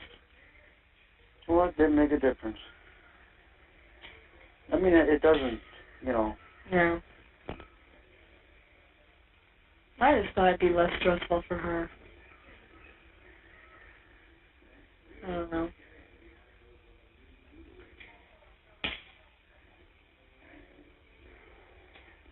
Take it day by day. Yeah. I mean, because you have a lot of thinking to do too and everything else, and Well. I'm not no pushy person. Well. Well, what? I said, yeah. Not well. More compensatory. Every time I was talking to Steven, she came in, is that Chucky? I'm like, oh fuck, I hope he didn't hear that. You want to talk to her? She's in a bad mood. Maybe you can get her to talk. Get her to talk? Yeah. Talk about what? I don't know what's wrong with her. Now she gets a smile. She what? I said now she gets a smile. Hold on. Yeah. Hi. Yeah? How you doing today? Okay. I just got a lawyer letter. And it fucking sounds bad. You just got what? A letter from my lawyer. Yeah. Don't even sound fucking good. Don't even sound promising. I think I'm gonna get fucking 9 months. You mean on the battery? Yeah. Yep. You sure do. Sucks. Yeah, but when does that start? In June? No. Now? I'm gonna tell them they're not fucking waiting until I do this time to start my next sentence. They can fucking suck a dick. They better fucking start it when I start lying. They better start it right away. Yeah, I'm gonna scan forward. I think this is irrelevant, so I'll scan forward. We'll probably be done with this call. I don't think he's ever going to see the outside. Yeah. To be honest with you.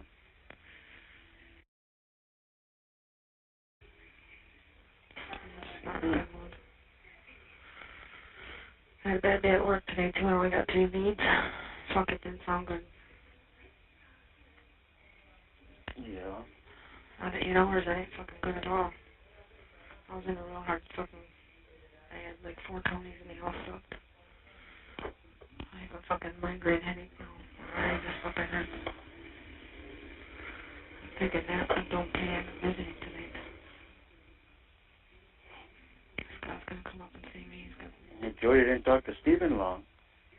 No, I guess not. When does he get out? Huh? Is he getting out? I don't think so. Really? Huh. Yikes. I don't think he's ever going to see the outside. Yeah. To be honest with you. I don't know. Well, it sounds to me lately, fuck. Huh? So I'm gonna tell him if that's the case, send me to fucking prison. I'd rather do fucking prison time. And instead of sitting in this fucking box spending my fucking whole life in here wasting away. When they can fucking take your humor for stupid shit and then you're stuck in here, fuck that. I could never make it if I had to do 9 in here with no fucking time out. Oh, after she gets out, I can put you on my list. And you can come see me if you want. And then you'll be back in there. Well, it don't matter. I was just staying here then. When you come straight, you still got back to the regular old shit. Minutes. Well, if I don't see you tonight, maybe I'll call you tomorrow.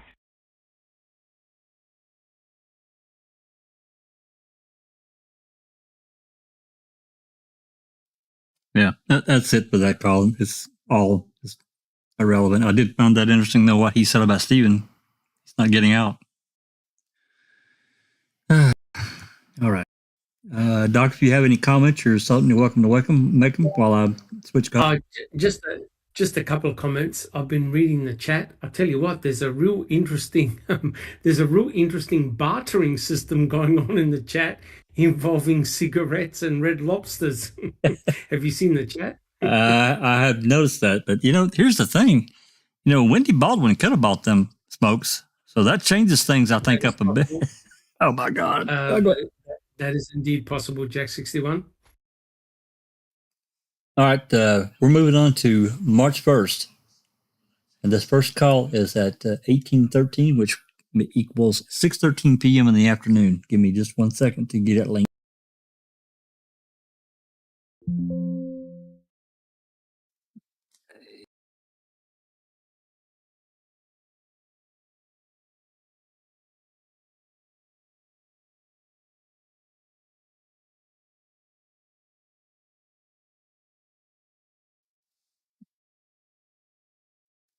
All right, let's see what we got on this call. Based on the number dialed, Monitoring and recording. Thank you for using EverCom. Thank you for using EverCom. The number is now being dialed. I think I got fart.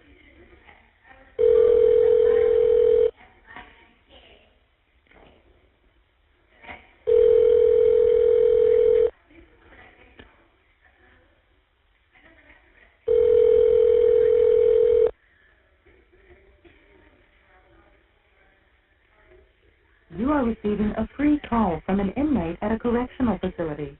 Oh, hello? Are you talking to him? Talking to who? Steven. No. Oh. I just tried calling him. I was busy. I thought you were talking to him. Who's this? Jodi. Oh. No, I'm not talking to him. I'm talking to Chucky. Oh, is he going to call tonight? I don't know. Oh, well, I'll just try tomorrow night, I guess. Yeah, okay then. If he does, tell him I love him. Yeah, okay. All right. Bye. Thank you for using EverCom. Okay, well, that was a shorty. She thought Stephen was talking to Dolores, so all right, we'll move on to the next.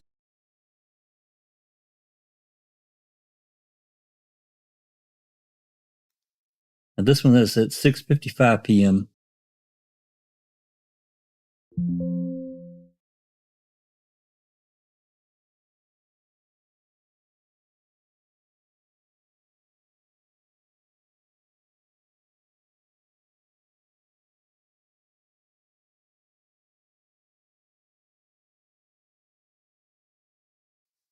All right, here we go. This call based on the number dialed, You have 20 minutes remaining on your card. Thank you for using EverCom. The number is now being dialed.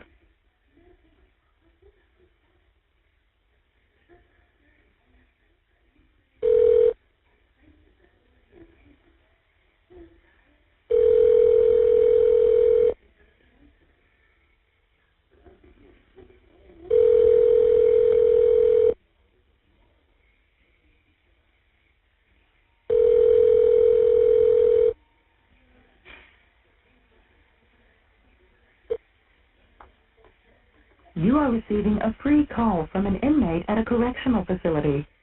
Hello? What? Are you talking to him? No. I just was seeing on channel 26 that they have new evidence. Yeah, I don't know. I don't know what this shit. All right. Yeah, okay. All right. Bye. Thank you for using EverCom. Okay, Derek has asked a question about how to gift membership, and I'm going to put a link in the chat.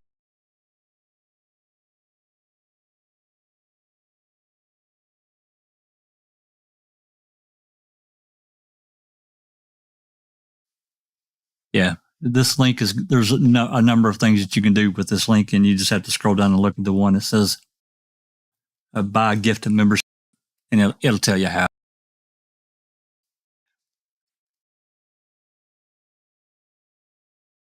Okay.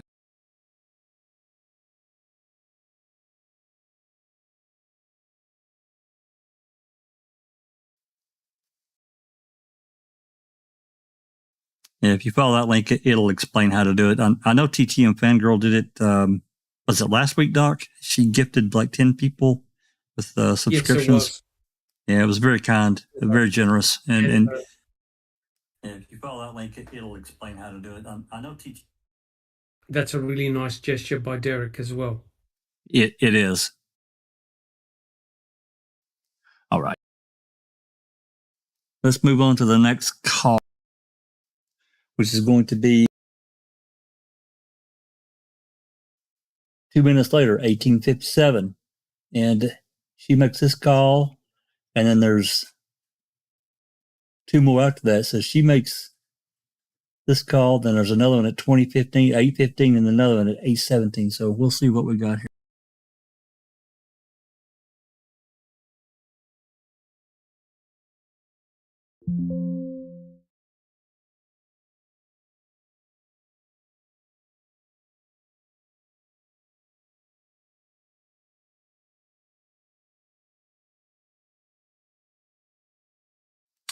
All right, here we go. This call is subject to monitoring and recording. Thank you for using Evercom. Hey. Yeah. Yeah, what? Yeah, what? What's your problem? Nothing. Why do you sound crabby? With all the shit going on and everything. Yeah, that's why I figured I just seen something on the news. Yeah, there'll be a thing on it for 8 o'clock. I was just down there. For 8? What channel? I don't know what channel. 11 I was watching before. I don't know. They just said something about new evidence on channel 6, that there'd be something at 10 o'clock. No, they're going to have a meeting in Mishkat for the Vets Club. A meeting or a press conference? Press, or whatever, I don't know. At 8? At 8, yeah. On channel 11? I guess they're going to have it live, yeah. Probably on all channels, maybe. I don't know. That doesn't sound good. What have they all got? I don't know. People, shut up. I don't know what they got. It's just what Brendan said. And I don't know what he said. Fuck. He's fucked, isn't he? Huh? Yes, he is.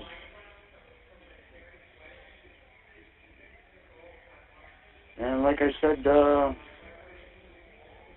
everybody, I'm not accepting no more phone calls from him. Like who? Press? Well, from Tom down there and... Tom who? The head chief down there of the investigation. I said, well, I might accept one. You know, I'll tell him what I think. Has he called your mom yet? Because I just tried again because it was busy. Does she have her phone off the hook now or what? I don't know. Because last time I tried, she was talking to you. Yeah. So I thought maybe she was talking to him now, but no. I think he was supposed... Ma said something, he was calling around 7. No, she told me it wasn't him. Huh? She told me it wasn't him. When? Just now when I called her. Oh. Because I almost didn't call you thinking you were still on the phone with her. No, but well, I'm gonna block my phone off right there. Yeah. I don't want nothing to do with it no more. I mean, not do with it anymore. I'm not standing up for him. That's what I mean. I'm done.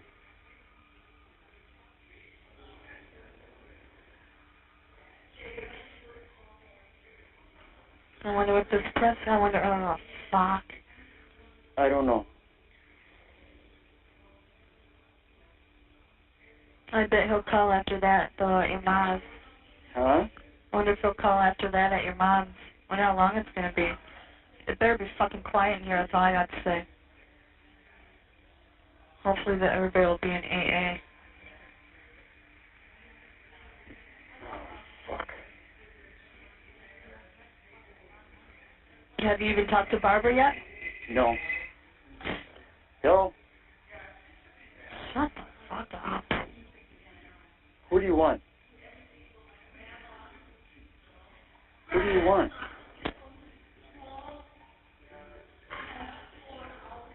Yeah, I think you did. Better check it again.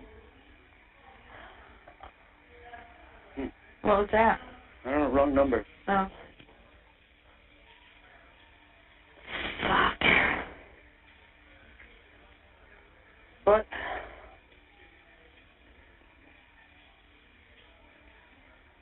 I don't know. Tell Tori to wait on her phone call. I'm not accepting no more. Yeah. Well, if you want to call, that's besides the point. But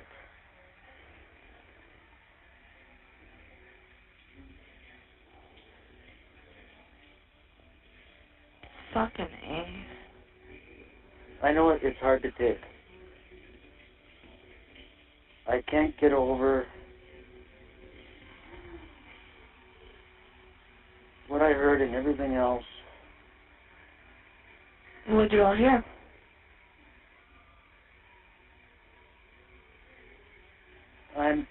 I can't say nothing, Jodi. You might as well tell me if there's going to be a press conference. Well, then you'll have to get it from there. Don't be mad at me, but... No, I want to hear it from you so I can be prepared. I don't think they'll give anything out over that press conference. They won't. Well, then you tell me. Face to face I can, but... No. I don't give a fuck about these phone calls.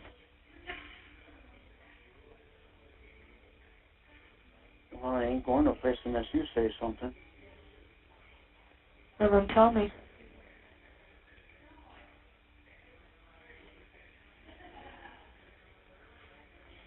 Well, Brendan was looking at 4 counts.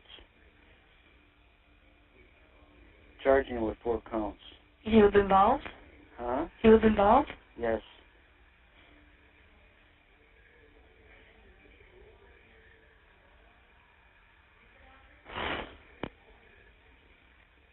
So he's going upriver too. I mean, I don't know. But Stephen made him. He made him do what he did.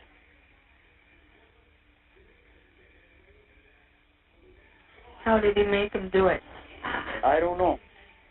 I wasn't there. How can I answer that?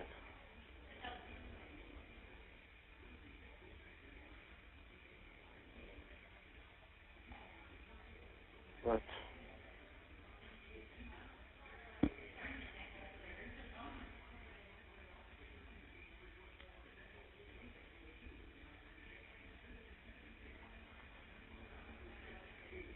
I don't know.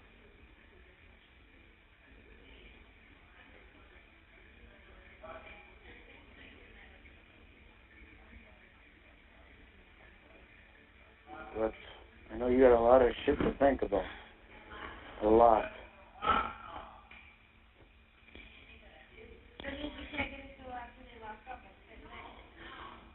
And well, I've been thinking too about me.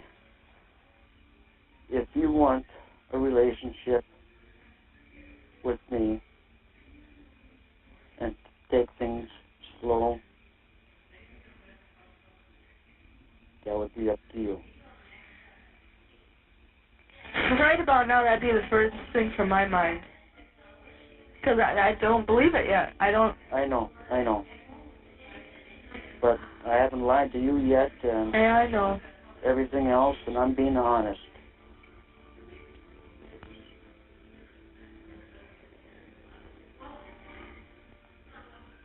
And you know me from since you've been out here.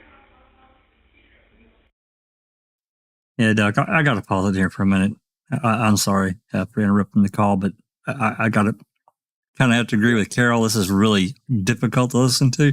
And then this son of a, he's got a nephew and a brother that's in deep shit, and he's hitting on her for a relationship. What? Well, as we've discussed before, Jack 61, I think this really shows the character of Chuck Avery. It really, really does. In such a dire situation where your brother and your nephew are facing life imprisonment for the brutal murder of Teresa Halbach, of which, now that we've looked at it in the cold light of day, there's nothing tying Brendan Dassey to Teresa Halbach. But the mere fact that, and I quote, he said, he is done. Stephen made him do it. And he even said to Jodi, if you're considering a relationship with me.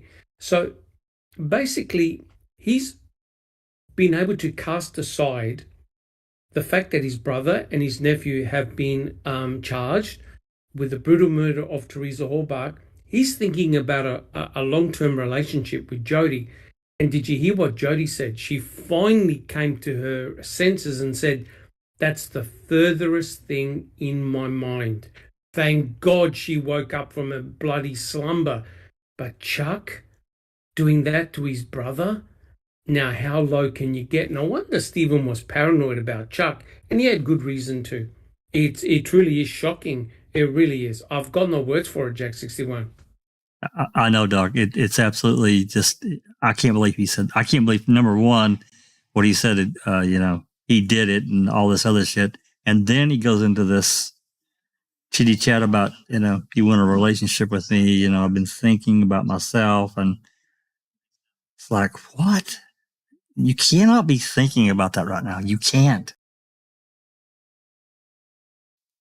The mere fact that he sorry, Jack 61, the mere fact that he gave up on his brother is extremely disturbing, in my opinion, because that's exactly what law enforcement wanted.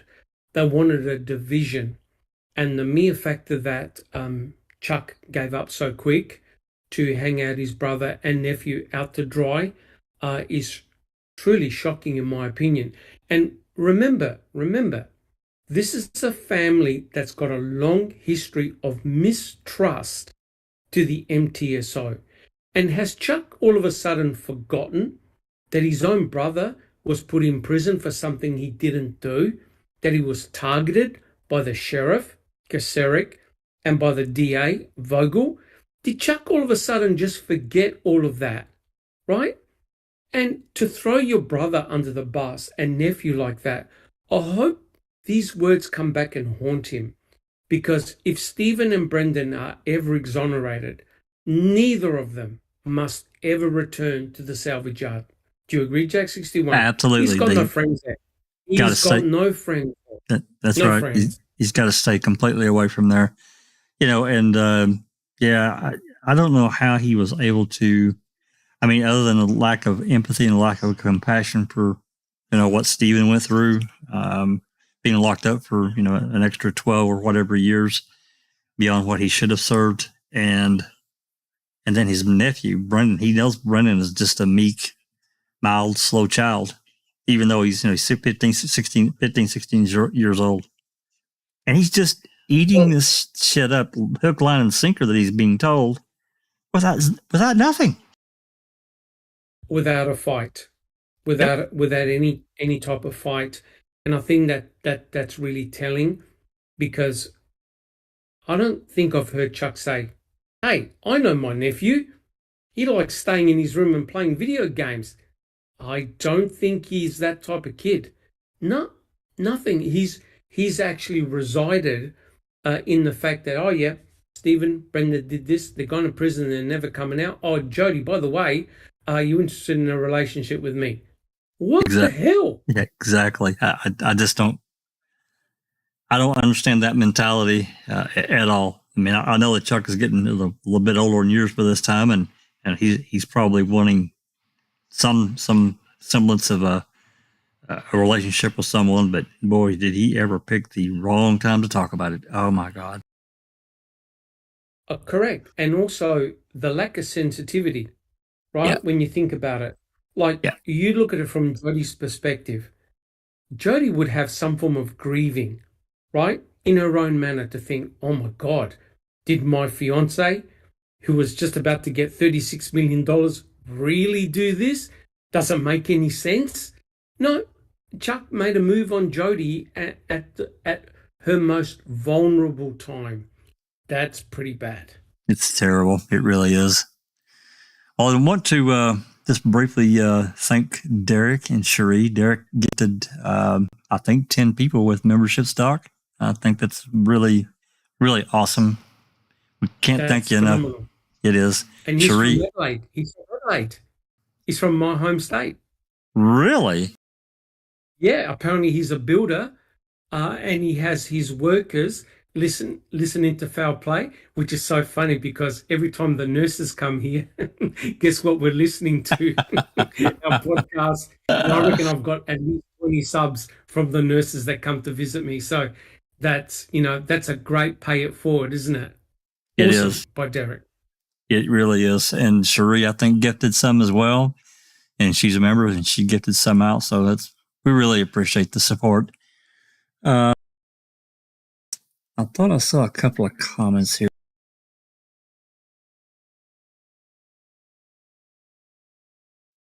Well, if there's questions, I apologize. I missed it because there's been several that have rolled. But whoever, it may have been Derek that asked the question, but if you didn't get an answer, just please ask again.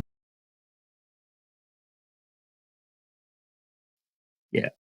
Okay. All right. Let's, take our Pepto-Bismol and anti-nausea medicine and try to get through the rest of this call. We're a little over half done. So let's see if we can finish it.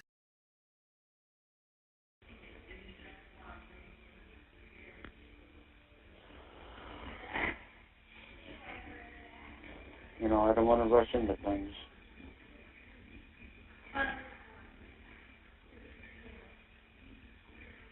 But you gotta think it over in your mind too, and everything else, and all the other shit and everything else. It goes through your mind. I know that.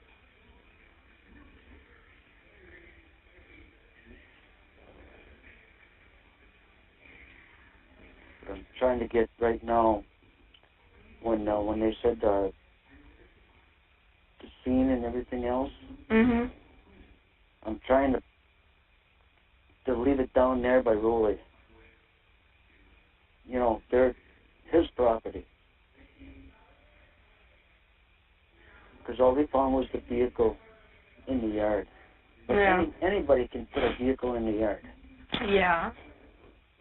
And I thought you'd seen lights. That was Friday night. Yeah.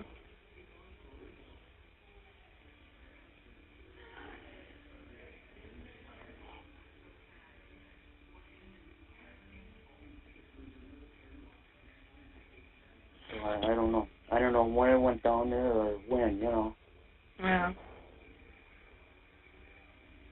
But Tom told me Monday afternoon between 3:30 and 8:30. I think that's what he said. That's what they figured. How can they figure? I don't know. Maybe from Brendan.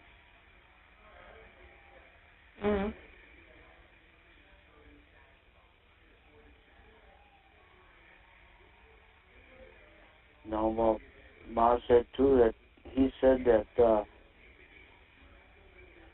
now he wants $2,000 for his toolbox. Well, that toolbox is staying here. That's mine. And I'm not paying for it either. If she wants to keep on recepting phone calls and everything else, I might give her something for the phone calls to a certain extent on the toolbox or whatever, but that's it.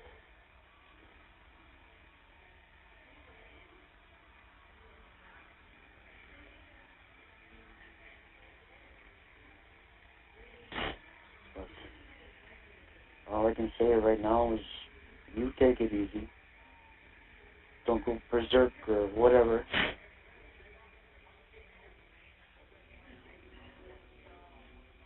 Just keep everything cool. If you want to talk later on, then we can talk face to face, one-on-one. But then after you get out, I want you to talk to Barbara. Oh, I planned on it.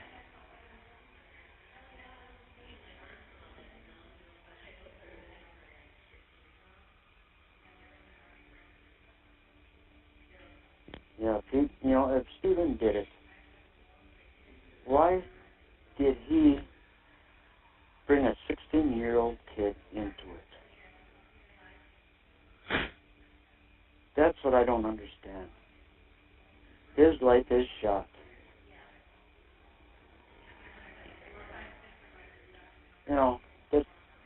Corey was a little over 16 Yeah. when he had that accident. His life is, well, he's in a better place, but still.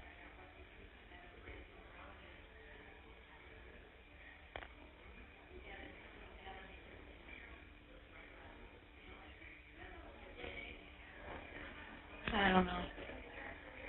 I don't know either. But my mind was, he was innocent. Until Brendan, came forward and everything else. And the stuff he said, what Tom said to me, what he said, it's just, I don't know. And I'm against him before I was with him.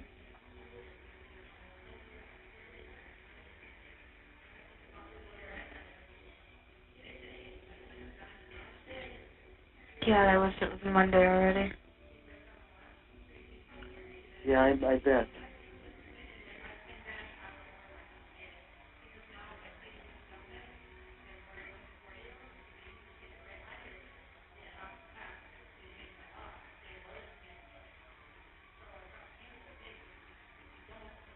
But I was thinking too that you might have to stay over by Maz for a while. And if you want to come over here later on, I mean, You have 1 minute left. in the future, I'm not saying, whatever. I mean, take it day by day. But that's after you get your mind straight.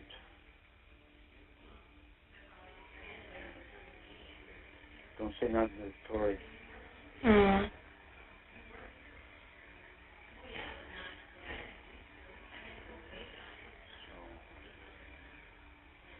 You have 30 seconds left.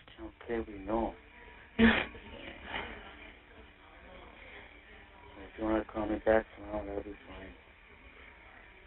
Because what I know is probably what you're going to see on TV. Yeah.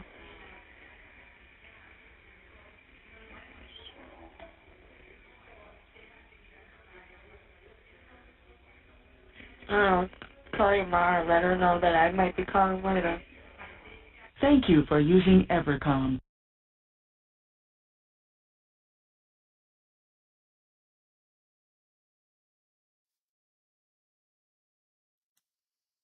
All right. Seems that rough call. Chuck is completely defeated without not even a little bit of a fight. Nothing. Just accepted what they said as truth, and that's it. Yep, and not only that, Jack 61, but did you hear what he said? How could Stephen bring in a 16-year-old Brendan Dassey and make him do those things, right? Yep. Which surprisingly is exactly what the prosecution went with. That Stephen was the nasty guy, made Brendan do all these things beyond his will, etc., which is interesting because that's exactly what Kaczynski went through. Said the same thing. Remember that Stephen was evil incarnate, That's right. forcing Brendan to do all these nasty things, and hence that explains why they were going for a plea deal. That it was Stephen who coerced Brendan to commit rape, murder, mutilation, cremation, and mind you, Brendan faints at the sight of blood, right? So the whole thing is an absolute farce, but you can hear it in Chuck's voice. He's already given up. He's done. There's no trial. There's no looking at the forensic evidence. There's no detailed investigation. Nothing. Chuck has thrown in the towel already on both his brother and his nephew, which is pretty shocking when you think about it. It really is, because he, as you said earlier, he knows the history with that law enforcement agency from back in '85, and he should have known better. Correct, but worse is to follow, right, Jack 61? The March 2nd press conference. That's right. That's right. We're gonna get there. We've got This next call is it's a shorty. It's a couple minutes, probably a hang up. And then, actually, you know what? I don't even think I'm going to play it. Fuck it. I've already got it pulled up. I'll go ahead and play it. And then we'll move on to the next one. And that'll be the last one for March 1st. All right, here we go. This call is subject to... Based on the number dialed. You have 19 minutes remaining on your card. Thank you for using Evercom. The number is now being dialed.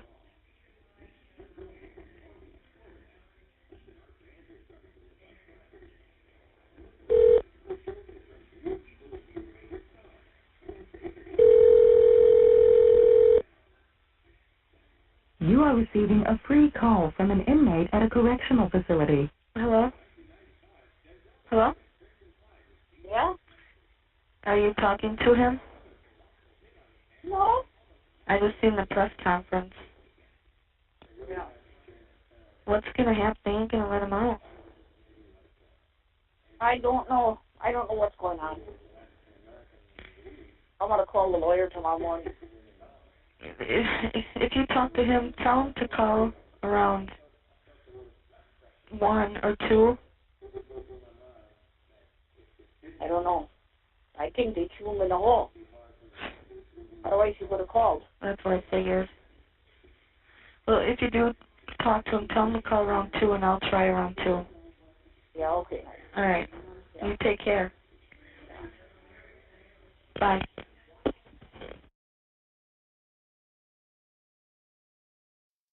Okay. So let's see who else she calls.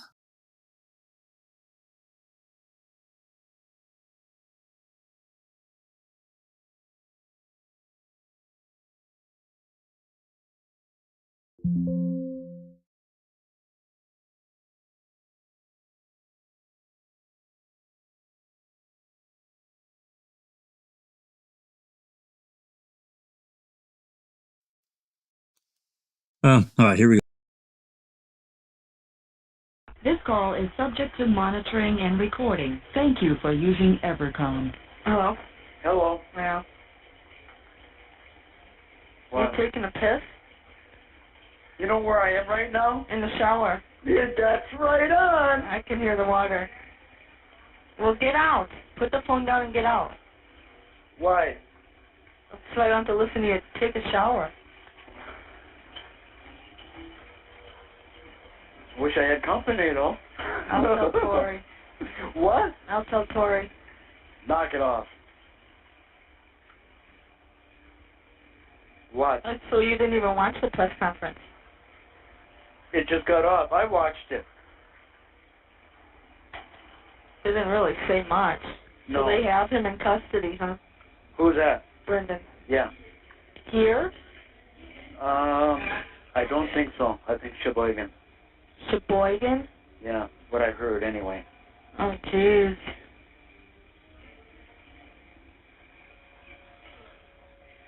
And they're still out there, aren't they? What is this new search warrant for? I don't see know. they pulled the brown van up by the house. What? They pulled the brown van between the house and the garage. The brown van? Yeah, Rolly's brown van. They pulled it up. Yeah. Unless that was done a long time ago. They were out there today, right, with trucks and trailers? Yeah. Just what I saw on the news. I've been down there. Well, on the news, on the press conference, they had the brown van out there. Oh. And something about an outhouse. There ain't no outhouse on our property. That I don't know either. Maybe if they're talking about Barbara's, That's what I was thinking. Yeah, but they had that brown van pulled out. Hmm.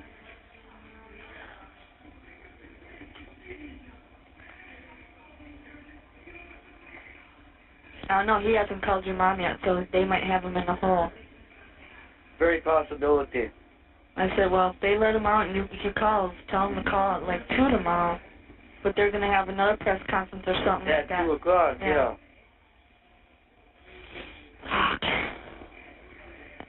I think I should write the JA again. Why? Because I'd like to get out. Because now with this shit, they are going to be hounding up here, and they are going to know when I get out. I don't want to deal with that. You just tell them that you want to. You don't want nobody. You're not going to see nobody. No media or no nothing. I don't know. Maybe you should call up here and see if there ain't some way I could get out early because of the media and shit now. Seeing it's so close to me getting out.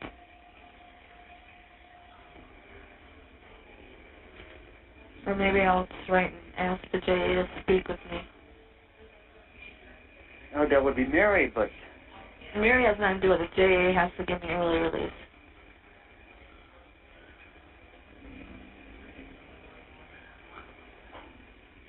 Well, I can talk to Peterson once.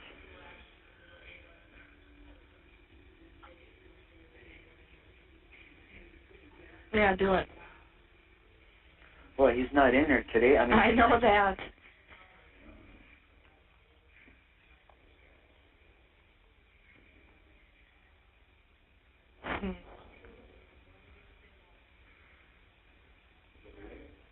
I don't know. It's something just still seems fishy. No, it's not. Not no more. I mean, Jodi, I had my doubts, you know. Yeah.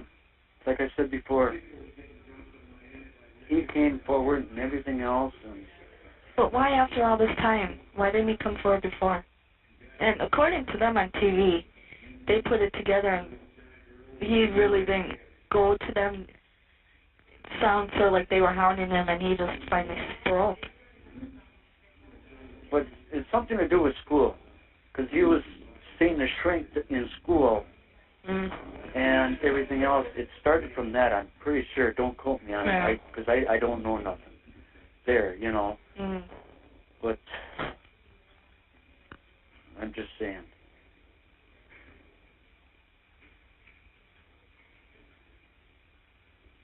And according to the TV, there's a couple other people that are involved that knew about it. So they might get charged too with conspiracy, depending on who it is and what they know, you know. Yeah. Like maybe Barbara. She wasn't even home. I know, but he could have told her something about it. I don't know. I don't know. I'm gonna pause right here just for a second there. Did you hear what she said, Doc? That there are a couple of people that may be charged that was on the news? Yes, that's very, very interesting. But it could also be a police tactic as well, right? As in, if you've aided and abetted, we're going to come after you.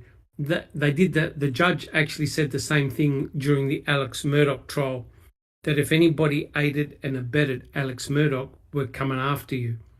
So, you know, at the moment, you know that law enforcement really didn't seriously consider anyone else but Stephen and Brendan.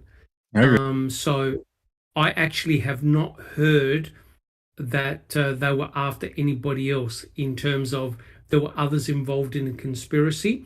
The only other person that comes to mind will be Bobby Dassey. Yeah, and I'll listen to all the old news reports that's N64 game controller has, and I don't remember hearing anything in the news about potential for going after other people. That's interesting. It caught my attention. No. But remember, Bobby put himself into the narrative very early on by saying that he did see Teresa, etc., etc. And I believe it was Jodi that told the detectives and investigators about Stephen saying that Bobby Dassey was the last person to see her. So in a way, he's part of the inner circle, so to speak. Right. Yeah, Carol, Jodi just said that she heard that on the news. Correct. I've never heard of, I may have missed it, but I've never heard of a news report in which they said they were after potential other conspirators. Neither have I ever. I think it caught my ear. So, all right, let's move on. He just said there's more people that knew about it. Yeah. That I don't know. Are they still down there by our house, or? They're gonna. When I was down there before, I talked to him and everything else, and he said it's probably gonna take all night. They better not be taking any more shit. My fucking purse or anything. Well, let them do their job. It doesn't pay to complain or anything else.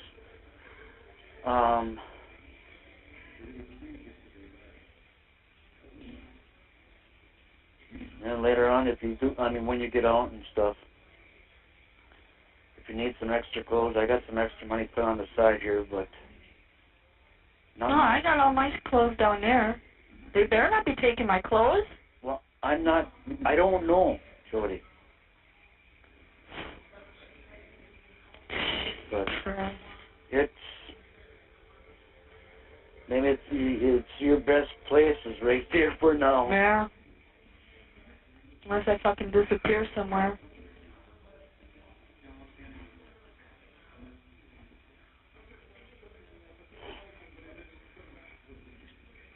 Fuck. I don't know.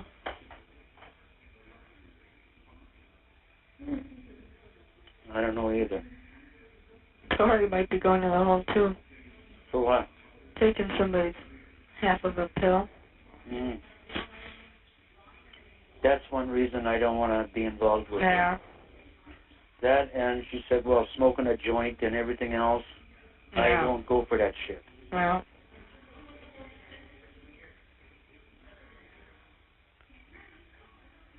I know you had good intentions there, but... Yeah, but the more I paid attention and... Yeah.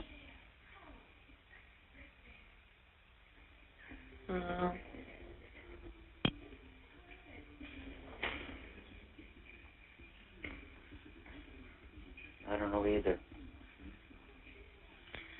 I don't know.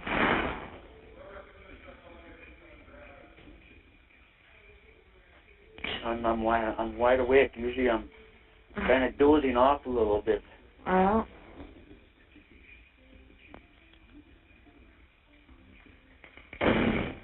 Last night I went to bed. Couldn't sleep there, so I went on the couch. And that's where I woke up this morning. Oh, poor Brendan, my God. I know. He's gotta be scared shitless. I know. But he's probably looking at... If he doesn't get life, he's lucky. Yeah.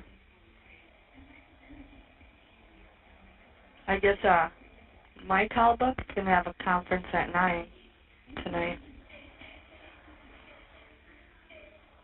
Was it tonight or tomorrow? I think tonight. I know they were going to be talking to him tonight. No. But I think there's going to be a conference tomorrow between them two. I mean, their family too, but... I don't know. Has your mom talked to Barbara since this or no? I'm not sure. I can't say yes or no on that. Because I didn't ask her either. I just talked to her real quick after the press conference. I told her, you take care. I'm worried about them. My God. Yeah. He's gonna fucking kill him. Yeah. I was thinking about Corey too, and he was that young, and that was 310 an hour, but that was an accident. That was a little bit different story. Yeah. I mean, But still. But he was only like 16 and a half.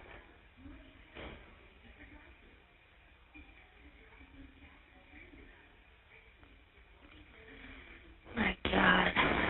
I still don't know what to think. It'll set in. Yeah. You probably feel the way I felt before. Yeah. I mean, you had your doubts and everything else, and...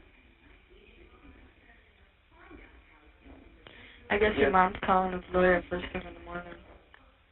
What? Your mom's calling his lawyer first thing in the morning. She's calling what? Who? His lawyer. Oh, okay. I don't know. I guess she called his attorney 3 times today. What I know of. Jodi. Yeah, I wish I was out.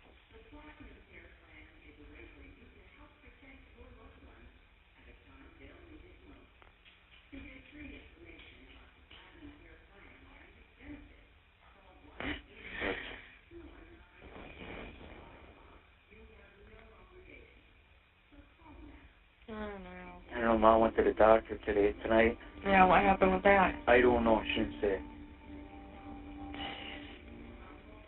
But she came back 5:36. I don't know. Someplace in that time. And she called me and she said, well, they want the keys for the house and the trailer. I mean, for the trailer down there in the garage. Would you bring them down there? I said, I really don't want to, but I will. Yeah, you would have. Well, they have search warrant. Oh, yeah. Well, they were already in. Yeah. Maybe they wanted to use 2 doors or whatever, because they were in and out and stuff, but I can only, I backed into Barbara's driveway, the first turnaround. Mm-hmm.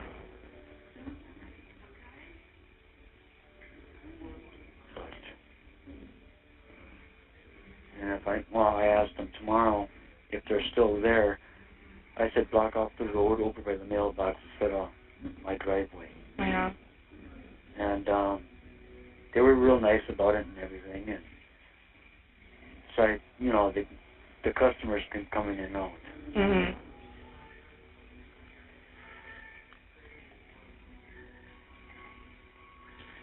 What could they be looking for? I don't know. Something Brendan had to say or something. Yeah. I don't know.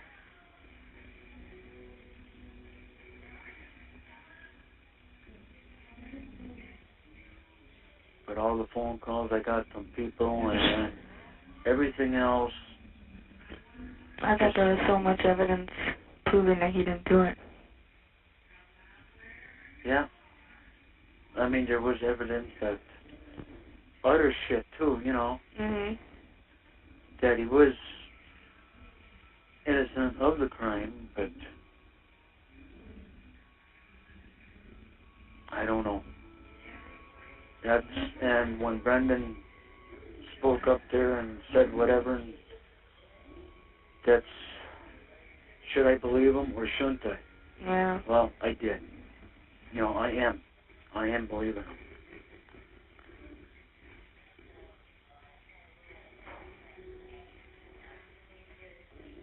But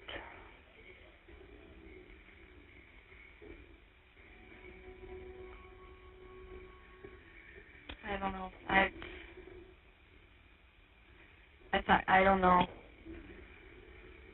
I know it's hard. Well, that, and he's lied to me before. You have 1 minute left. For how long, Yeah, I know.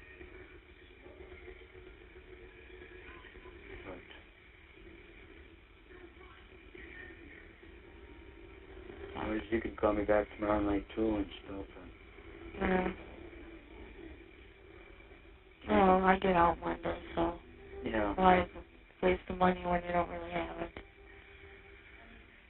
So I'm supposed to call him at 6 tomorrow too. You have 30 seconds left. If he's out of the hole, Yeah. that's for his safety. Yeah. Because he might hurt himself and whatnot, Yeah. I don't know. Because he said he's not going to go through this shit again. Well, He ain't got no choice. I think if he would have done something, he would have already done it. No, I don't know. He had his hopes up. Thank you for using EverCom.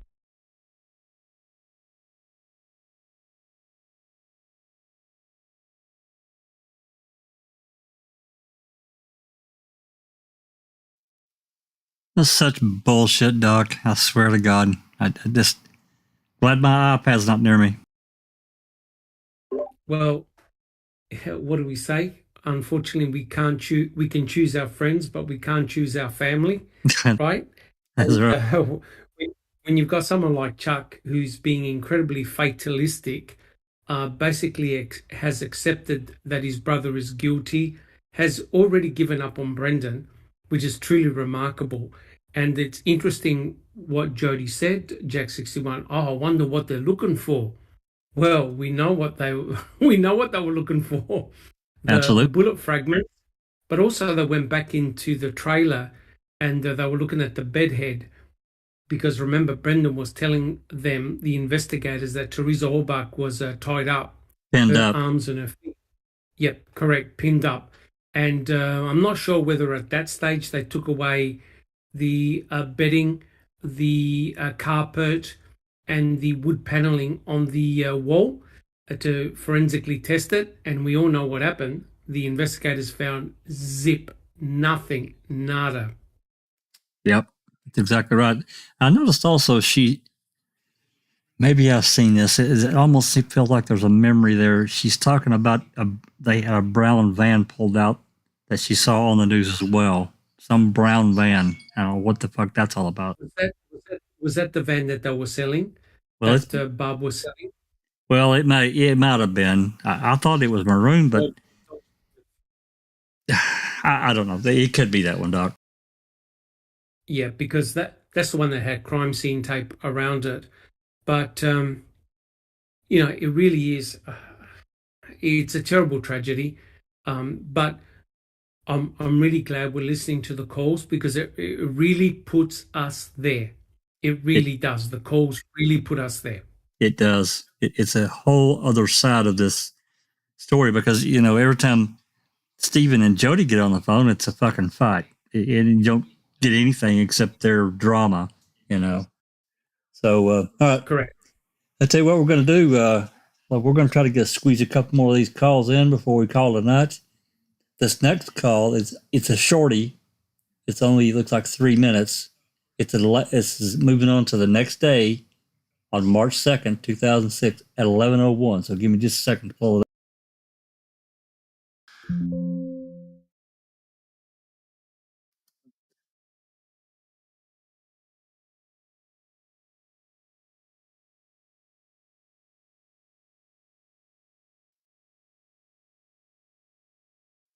All right, I'm going to play it.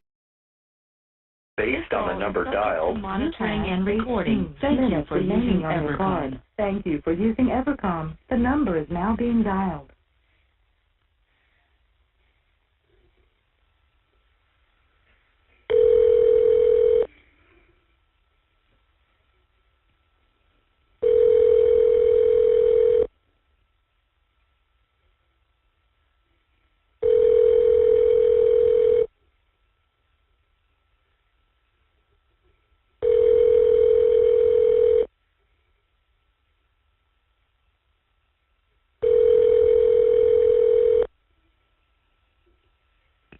You are receiving a free call from an inmate at a correctional facility. Yes.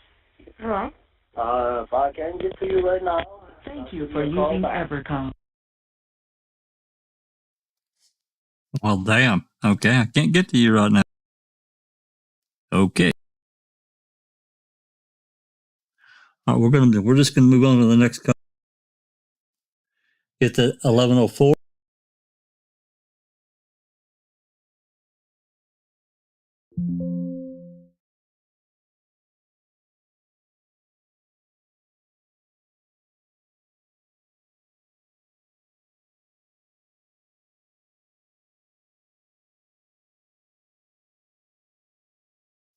All right, here we go. This call is subject to Based on the number dialed. You Thank have you for using 17 EverCom. minutes remaining on your card. Thank you for using EverCom. The number is now being dialed.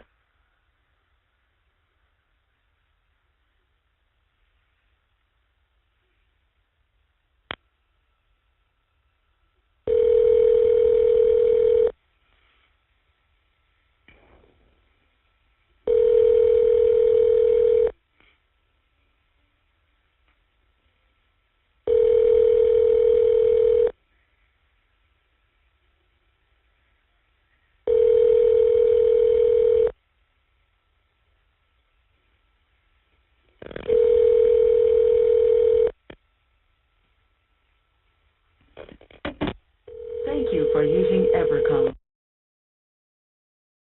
Okay, well, that was just a damn hang. That's irritating. Okay. Next call is at 11:30. Just 1 second.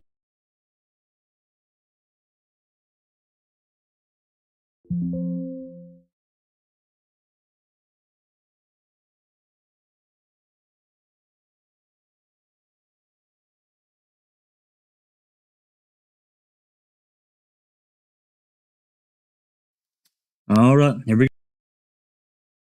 This call is Based on the number dialed. You have Thank you for 17 using minutes Evercom. remaining on your card. Thank you for using Evercom. The number is now being dialed.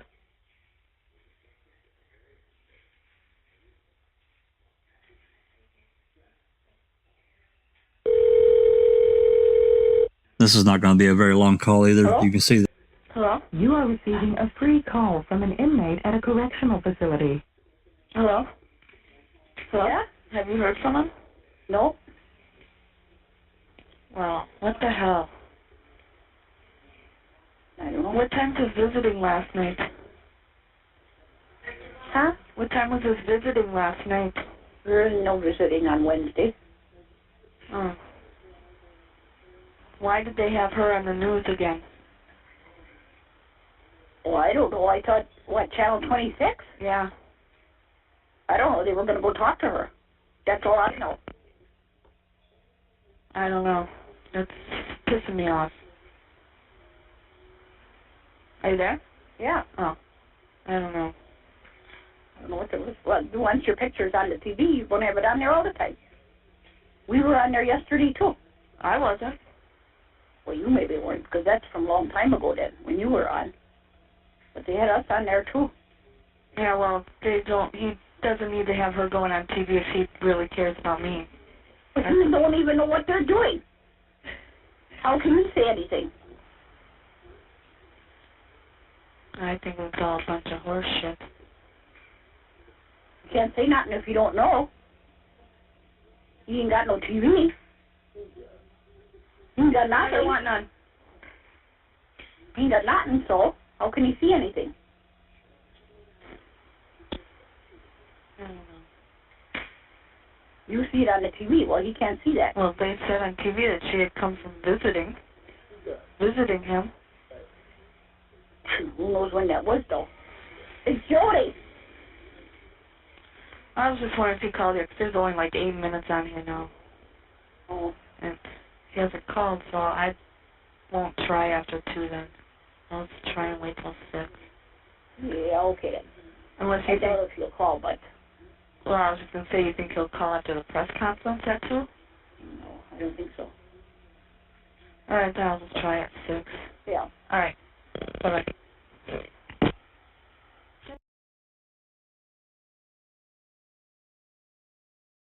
Okay. Look at all the calls she made on the second. Oh my God. I'm not going to play that call. It's like 1 minute, so it's going to be she made another call at 14:25, 14:26, 14:29, 14:34. I'm going to skip down and play that one. I mean, unless you guys just want me to play them, I will, but I think they're just going to be hang-ups or nothing. They're not long enough. What do you think, Doc? Skip on down? Yeah. I mean, we'll put these in our library, right? So if anybody wants to hear them, they can hear them for themselves. But if it's only going to be like a minute, 30 seconds, it's not really worth it. We want to hear the conversations, the long conversations. Right. Well, I mean, the hang-ups, I've got them for anybody that, is going to want them after everything is posted. I'm glad to let them listen to the hang-ups, but I'm not going to put those in the playlist because it's just not worth it. No. It serves no purpose for research. Exactly. All right, we'll play this one at 14:34. See if it's got any.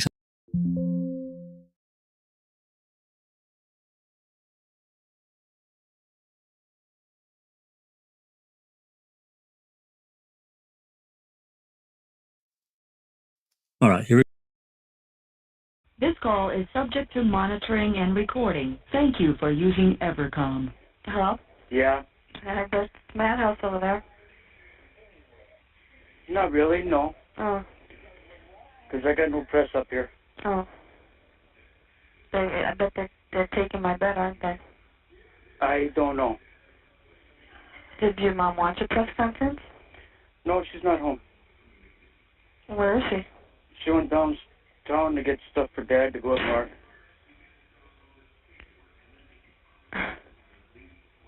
Did you guys watch it? Yes, I watched it.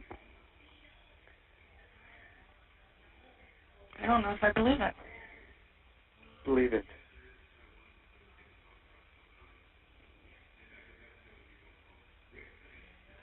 I don't know. There would have been blood on the mattress. And the pillows. Maybe he got rid of it. I don't know.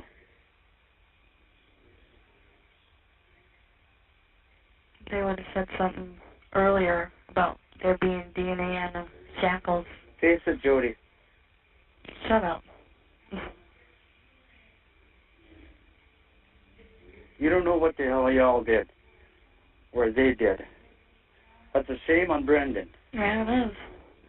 You know, because he's only 16 years old and everything else. Yeah? You know. I know. But even if he was forced, he could have ran up here for help. Yeah, he could have.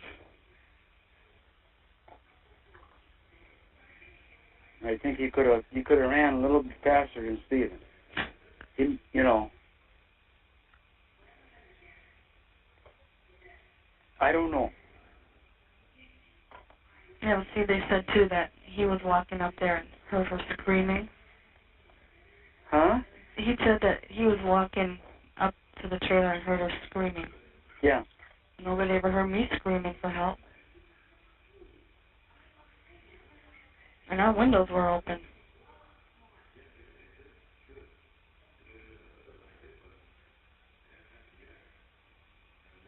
And me, I'm up here. I can't. You know, if it's during the day and if I'm outside, then that would be a different story. You know.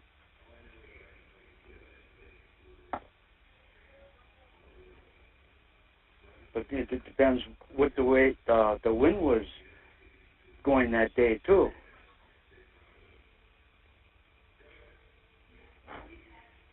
You know, if it was going the opposite way or something like that, then it doesn't carry into the wind. Yeah.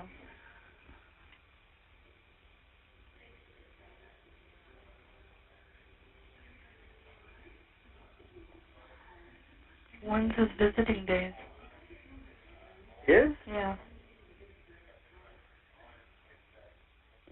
I don't think he's getting no visitors. Well, it's Sunday and what other day? Thursdays and Sunday. Sundays? Because last night on the news, they had her on again. Did you see that? No. Yeah. That I didn't see. And she said she just came from seeing him. Well, I don't know on that. But was that last night or was that a while back? That was last night's interview with her. Yeah, I know it was on the TV for last night, yeah. Yeah. But you don't know if that was last True. night? I don't talk to her.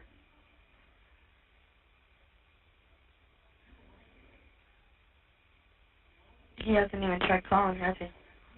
Huh? He hasn't even tried calling, has he? Not here. Not by Ma either. Because I think he's in the hole. In case he would hurt himself or something like that, you know. Did your mom talk to his lawyers? I think she did. I'm not positive.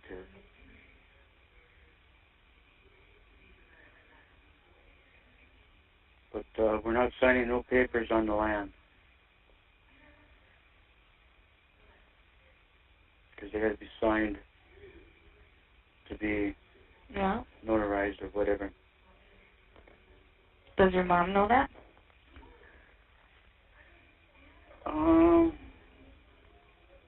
Dad's not for sure.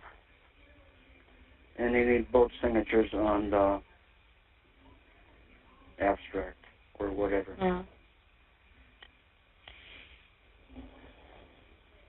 I'm having a cigarette. I heard the lighter. God damn, I wish I was out. I didn't talk to Peterson yet. I didn't call. I was going to call this morning, but it was like 20 to 12, and I had to do something and I forgot.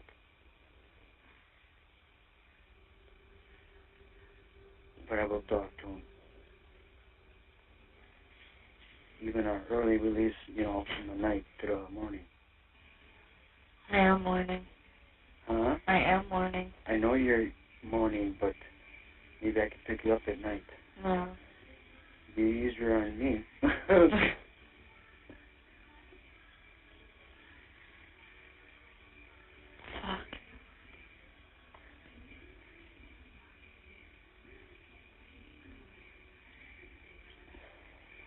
I know it's not going to take you long to pack. Who, me? Yeah. I'm taking everything out of there. I'm talking about up there. Oh. No, it's not. And me and Ma talked this morning a little bit. Yeah. About? You? Picking me up or what? Yes. The whole ball of wax. What you told Stephen and the whole ball of wax. About picking me up? Picking me up and moving in with me. So now I'm moving in with you? Isn't that what you said to Stephen? No. Well, that's what Ma said. No, nothing like that was ever said. I just said it'd be easier for you to pick me up. Oh. Unless she took it wrong, I don't know. Because then he's all, I don't even want to hear that name. Who's? So, yours. Mine? Yeah. Oh, he said that. Yeah. No, nothing was ever said about me moving in with you. Well. I'm still planning on moving in with her because I got some things on my fucking mind that I got to do first, you know? I got a few choice words and shit to say to him. Who's that? Ma and Dad? No, your brother. Oh, yeah. If he gets able to call. Well, I'm sure by Monday he will. I wonder if I should even bother calling in the night. Probably not. Hello?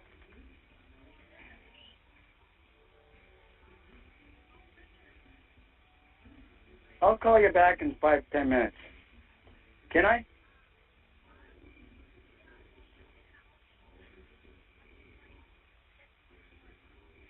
Why?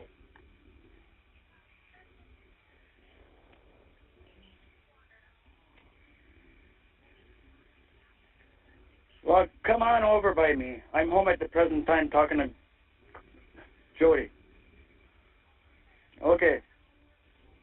Yeah, bye. Who is that? Donna. Oh.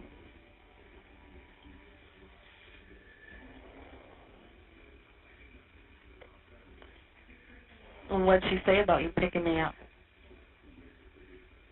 We didn't really discuss anything. She was just telling me what you were supposed to say to Stephen. No, it's just maybe she about... maybe when the phones were together or something like that. Like I said, she took it maybe the wrong way. Yeah, you tell her that too. Because that was never said. Yeah. Well, that's no big thing. It is until I do what I gotta do. What is that? I ain't saying until I'm out. Till you're out? Yeah. Listen, I got something planned. What do you mean you got planned? That's why I was hoping he would be out too, but... I don't want him out. I know that before all this happened. Every time I fucking have something planned, it's always fucked up. You can help me to redo my cabin.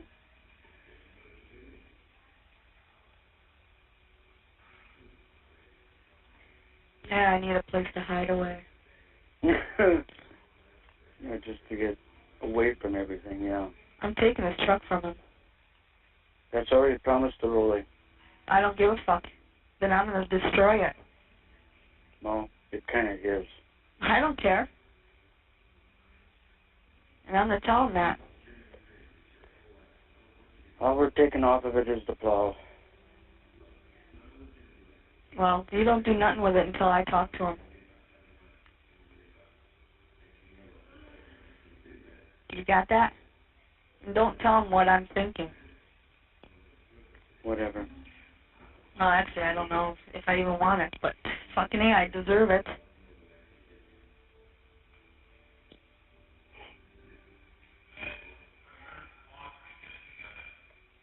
And then he can have that fucking ugly cow that he's talking to. He'll never get out.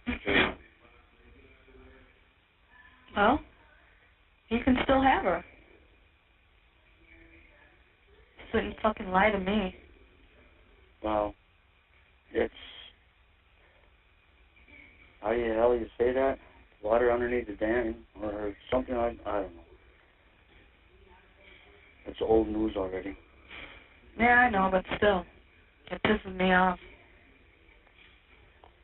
And I don't fucking let things go.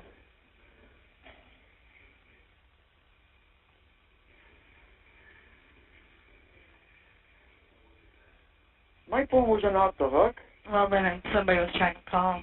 Because I called your mom's 2 or 3 times too, and it was busy.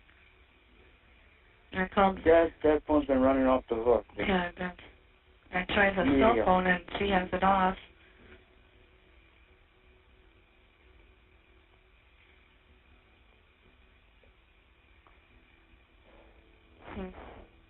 So I don't know. Whatever you want to do. I mean, you know, if you want to stay over by Ma a couple days and gradually move over here, you know, that would be up to you. Yeah. Well, for now, I think that'd be best. Well, that's what I figured too, to be honest with you. Because I do want to talk to her too, you know. Yes. And like I said, if you do, then we'll take things slow and whatever. But Just make sure I got cigarettes whenever you pick me up. Well, I would have mine. That's fine. I don't care. I just need. I know you smoked mine before. I'm gonna need a couple of them. Probably a whole pack from here to there. No.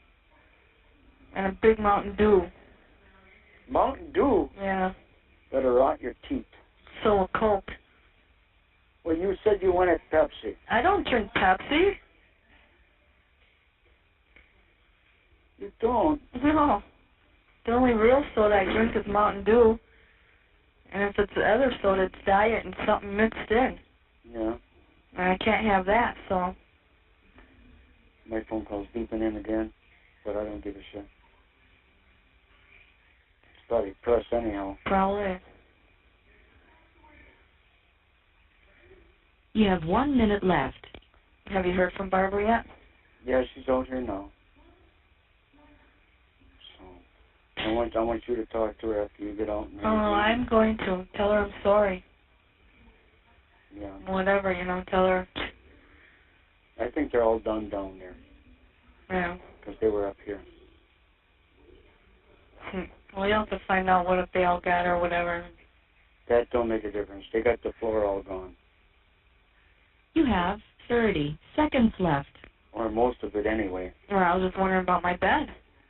Don't worry. Well, yeah. They didn't touch that trailer. I don't think. Oh, I don't know. They said they were in the bedroom and the hallway.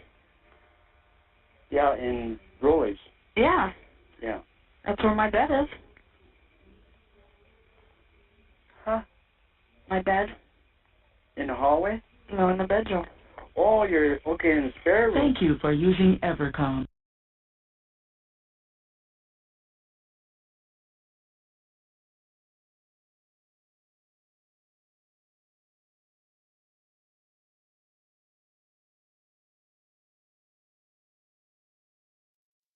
Jesus Christ, Doc. It just gets worse and worse. Yeah, but let's get this right? Because there was a lot to unpack in that call. So Chuck is under no illusion. His brother is guilty, and he's trying to convince Jodi of his brother's guilt. Jodi is not so sure because she's actually using common sense and thinking, wait a minute, if they stabbed her in the stomach and cut her throat, even Jodi said, hey, where's the blood? That's right. There should be blood everywhere. There should be blood on the mattress. There should be blood on the pillows. And, it's amazing that Chuck tries to convince Jodi of his brother's guilt. And the underlying reason why that's the case is that he wants Jodi at any cost.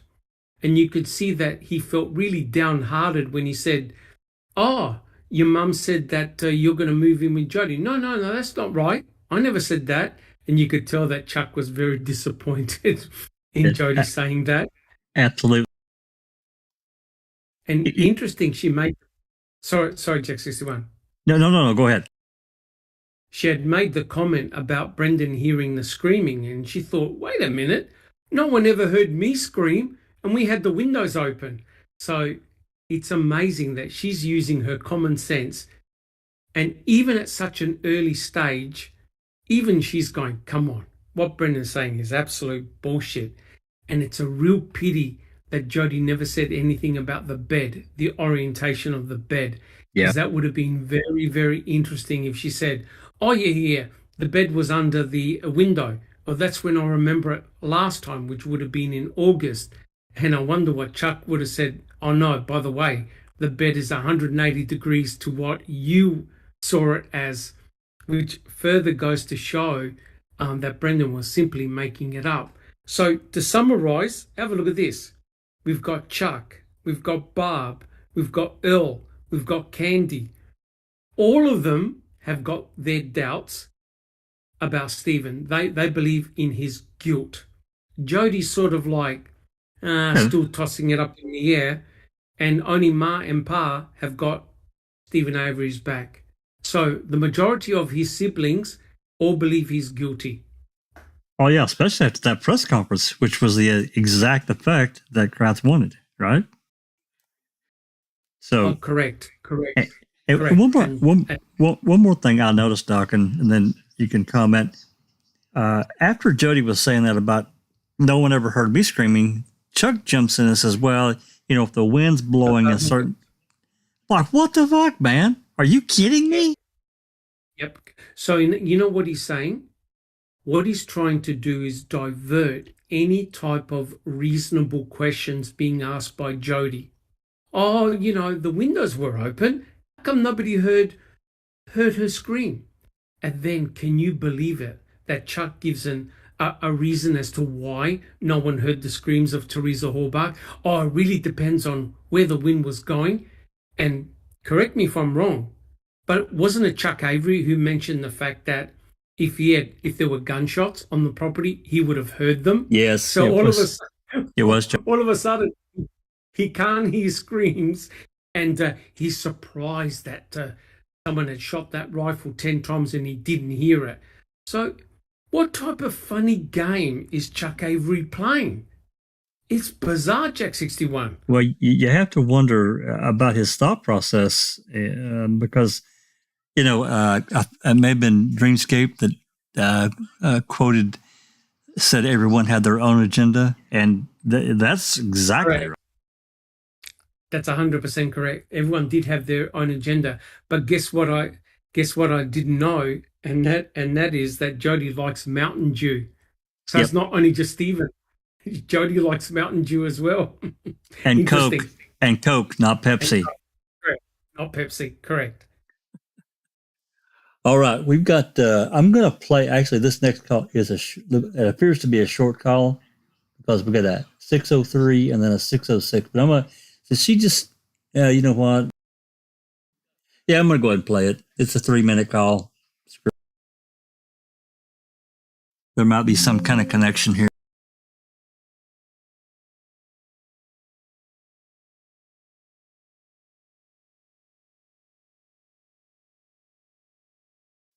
We'll squeeze a few more of these calls in before we call it a night.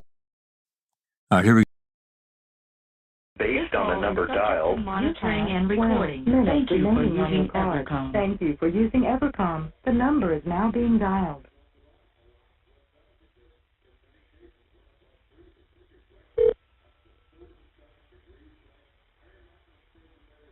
You are receiving a free call from an inmate at a correctional facility. Hello? Did you hear me before? No, I can't hear anything when you answer the phone. Oh, 7 o'clock, Oh, okay. if he's not in the hall. Okay. Yeah, okay. All right. Bye. Okay, he's not in the hole. Call back at 7 o'clock. Now, apparently she calls someone else or something. I don't know. This next one is at 606. We'll get this one knocked out.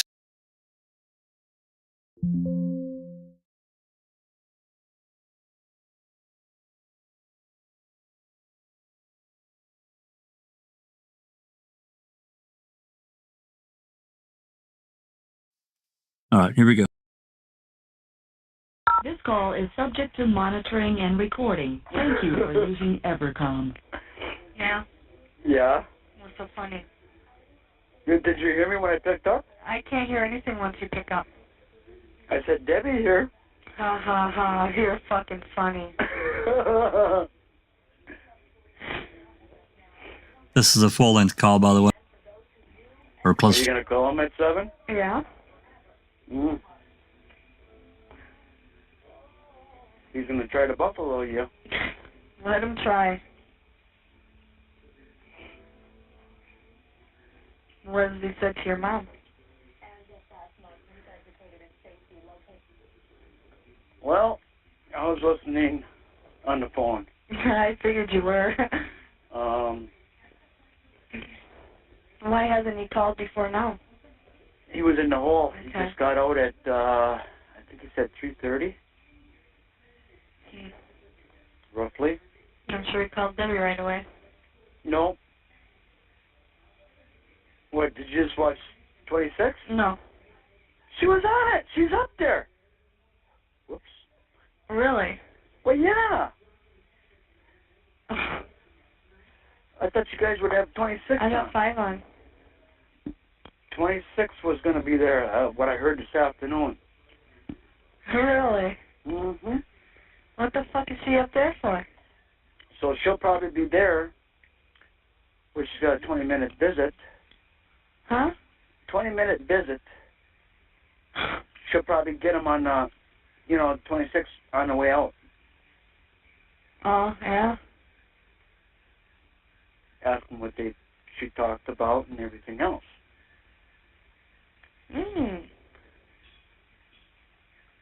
Just going in there as a friend. Yeah, right. So what did him and your mom talk about? Well, he did most of the talking about himself and Brendan. Then Barbara went on the phone. And? But I had it on mute. Mm-hmm. So they couldn't hear the background by me. Yeah. And they didn't know I was on the phone. Yeah. But,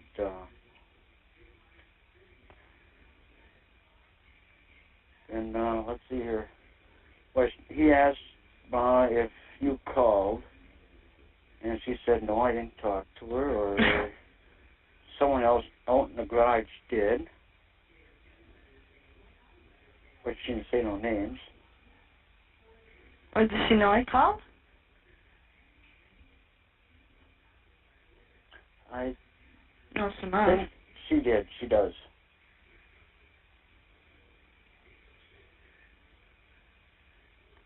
Yeah. But she still thinks it's a setup. I know different. Yeah, but I don't know. There you go with that. I don't know. I know. But just a lot of it, some of it don't make sense. I know some of it don't make sense.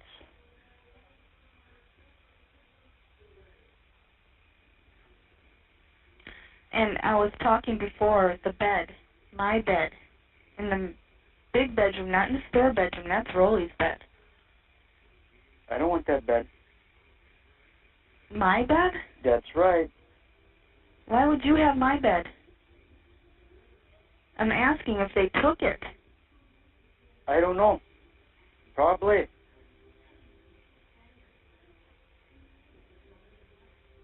But I guess that's the bed she died in. Yeah.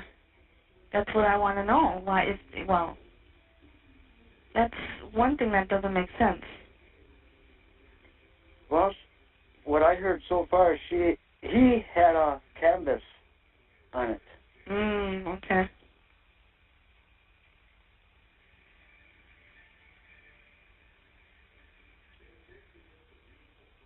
So, what I think she did, they folded her up in that canvas, and everything stayed inside the canvas. That's the only thing I could figure out. Jack 61. But Yeah, when you cut someone's throat, that squirts. That sounded like a fucking embedded confession to me. sure did. How on earth can he come up with, I heard he had a canvas on the bed? Excuse me?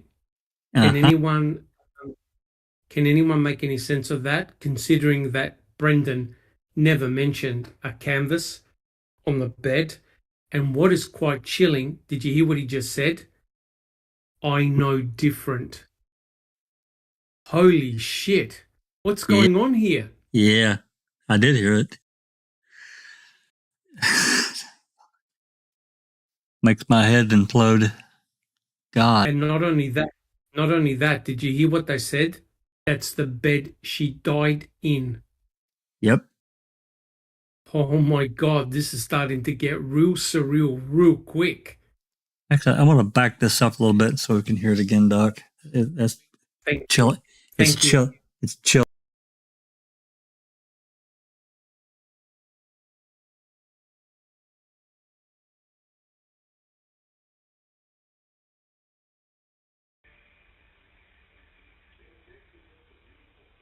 So, what I think she did, they folded her up in that canvas, and everything stayed inside the canvas. That's the only thing I could figure out.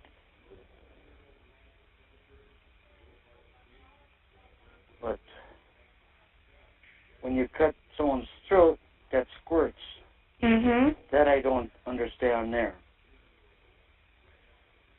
Especially with dull knives. All our knives were dull. I didn't hear you. All our knives were dull. I'll back it up a little. I didn't go back far enough.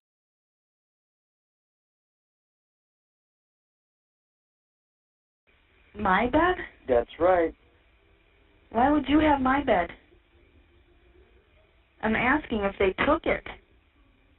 I don't know. Probably.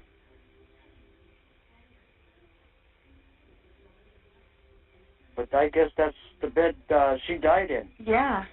God. That's what I want to know. Why is God damn it. That's one thing that doesn't make sense.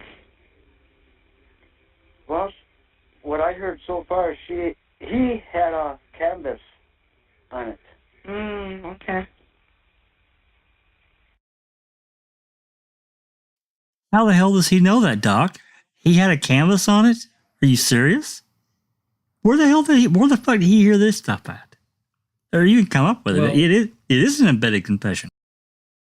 Well, that is really bizarre because let's just say that Chuck is completely innocent. as in he's displaying foreknowledge, or either that or someone's pissing in his ear, because he would have absolutely no knowledge of what took place, when and where. And he's now giving a very chilling running narrative to Jodi, right? Because remember, all along, Chuck is trying to convince Jodi he did it, he's never coming out, he's a bad man, because he thought about something. He thought, wait a minute, if they stabbed her, cut her throat, there'll be blood everywhere. And he just now admitted, he said, oh, maybe they rolled her up in a tarp and everything got kept in it. And yet we know that there was no droplets of blood between the trailer and the garage. That's right. Uh-oh. What the hell, guys? That doesn't make any sense. None. God damn it. All right. Let's finish this call up so we can get out of here. It's getting late. And my head's about to implode anyway.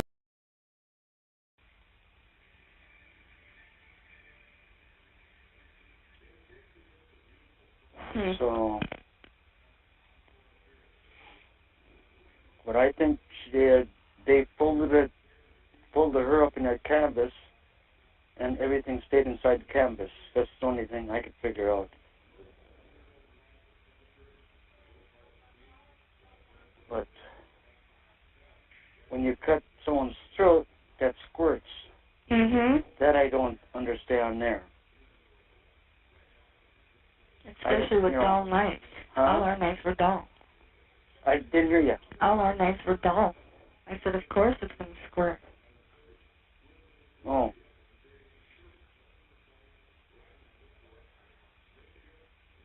I don't know. That's what I heard so far. I don't know if I got that from Barbara or... I think I got that from Barbara, yeah. That's what Brendan said to her. Or, I don't know.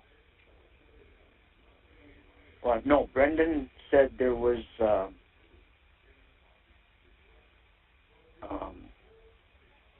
in the fire. A tarp.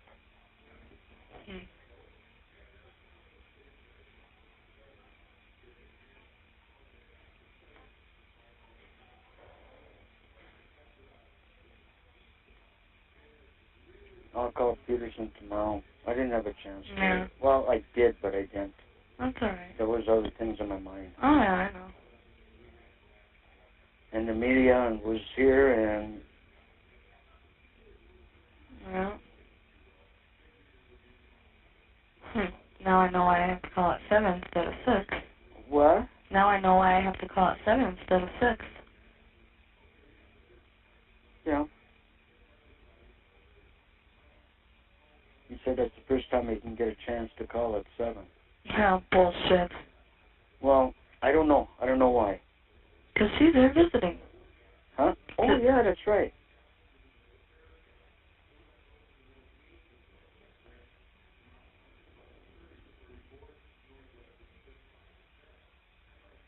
Well, next week Thursday is supposed to be up, what did I see, 38? I don't care about Thursday. What's Friday? Monday. 38. Yeah, Thursday is 38. Next week, I'm saying. I don't care about next week. Thursday. Monday is 35. With snowflakes in the morning. And Sunday night is snowflake. So maybe we're getting dusty. That's funny. He supposedly loves me and all this other shit. But he got to see her first. I guess so. So that right there tells me he called her before he even called your mom. No. Then after. Well, I don't know. But she's got a block on her phone. He calls her sisters. She's got a block on her phone. Who does? Her daughter. Well, then she has hers off. She's got it on. They both do. They both do. So I don't know when they got it on. That's what I'm saying. Because Steven said before when I was listening, they both got blocked. So it could be, the bill could be 200, 250 or whatever. I wish I was out now and was up there visiting him. I'd beat the shit out of her. You gotta break the window. I can break a window. Then you'd be in there. And is it worth it? Yeah, I know, eh? Yeah, I was getting my fucking frustrations out. Oh, just don't take it out on me.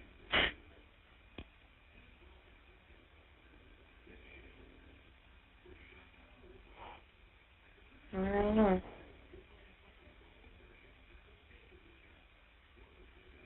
Did they give you the keys back? Yeah. Well, I waited for him last night. No. But they had to cut the lock and everything. Why when you gave him the keys? For the garage. Oh. Why when you gave him the keys? They had it cut already. And they What was... probably felt guilty that they cut the lock when I brought down the keys. What was with the brown van? Ever find out? I don't know. I haven't been down there. I don't think I'm going down there for at least a couple days. Let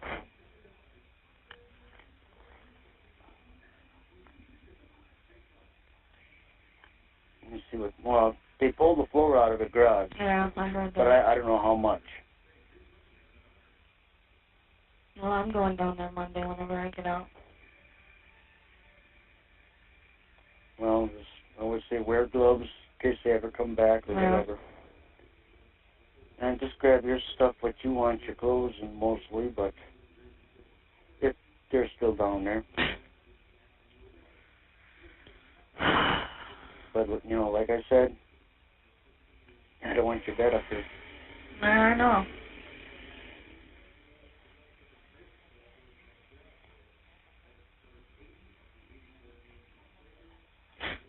Unbelievable. I'll buy a different one. Well, I got mine anyway, but that's besides the point.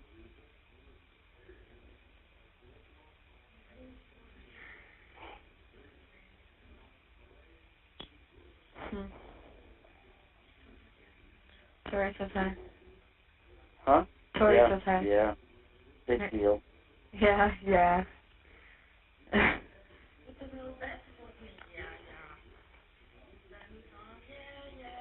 Do you hear her? I wasn't paying attention. He wasn't paying attention. Anybody in there? No. No. Not at the present. I need to get my house picked up a little bit. Yeah. So it's livable.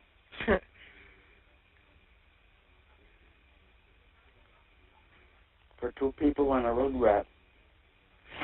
What rug rat? Oh, I don't know.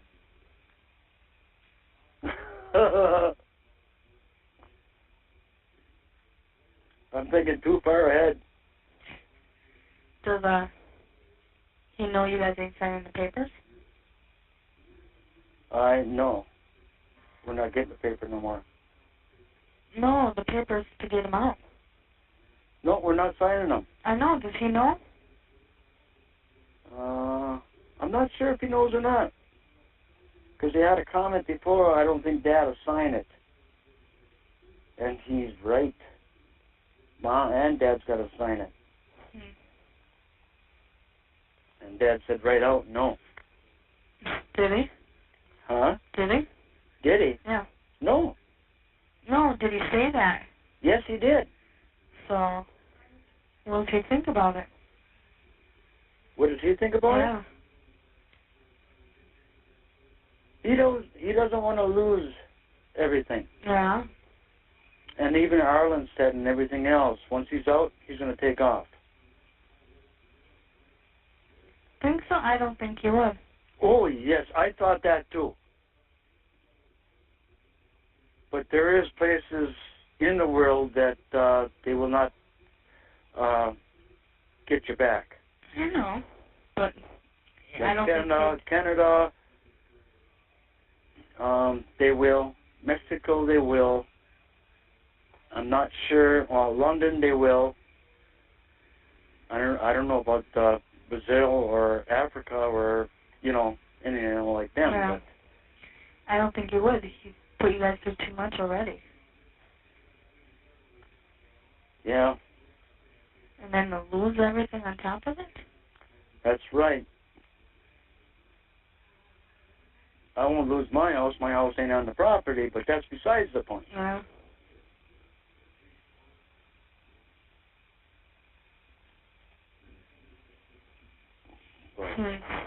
You have 1 minute left. Otherwise, if you want, you can call me back later on after you talk to him or whatever. We'll see. Probably most likely will. Because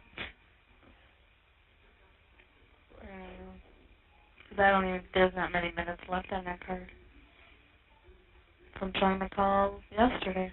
Yeah.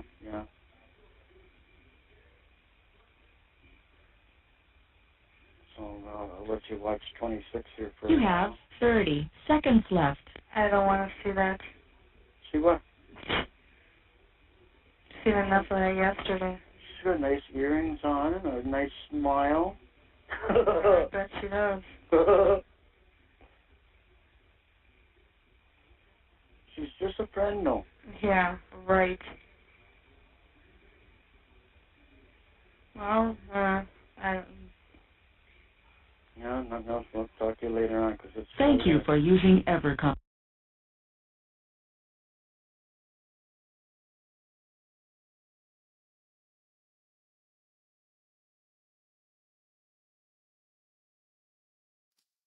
Well. What a call. And this shit about him running, what the fuck? Pardon my French. Steven didn't have any money. Especially to get to a country that wouldn't extradite. Yeah, but aren't you shocked and flabbergasted that the first thing that comes out of Chuck's mouth is the fact that if he's released on bond, he's going to run. Yeah. And I'm not going to lose my shit over that.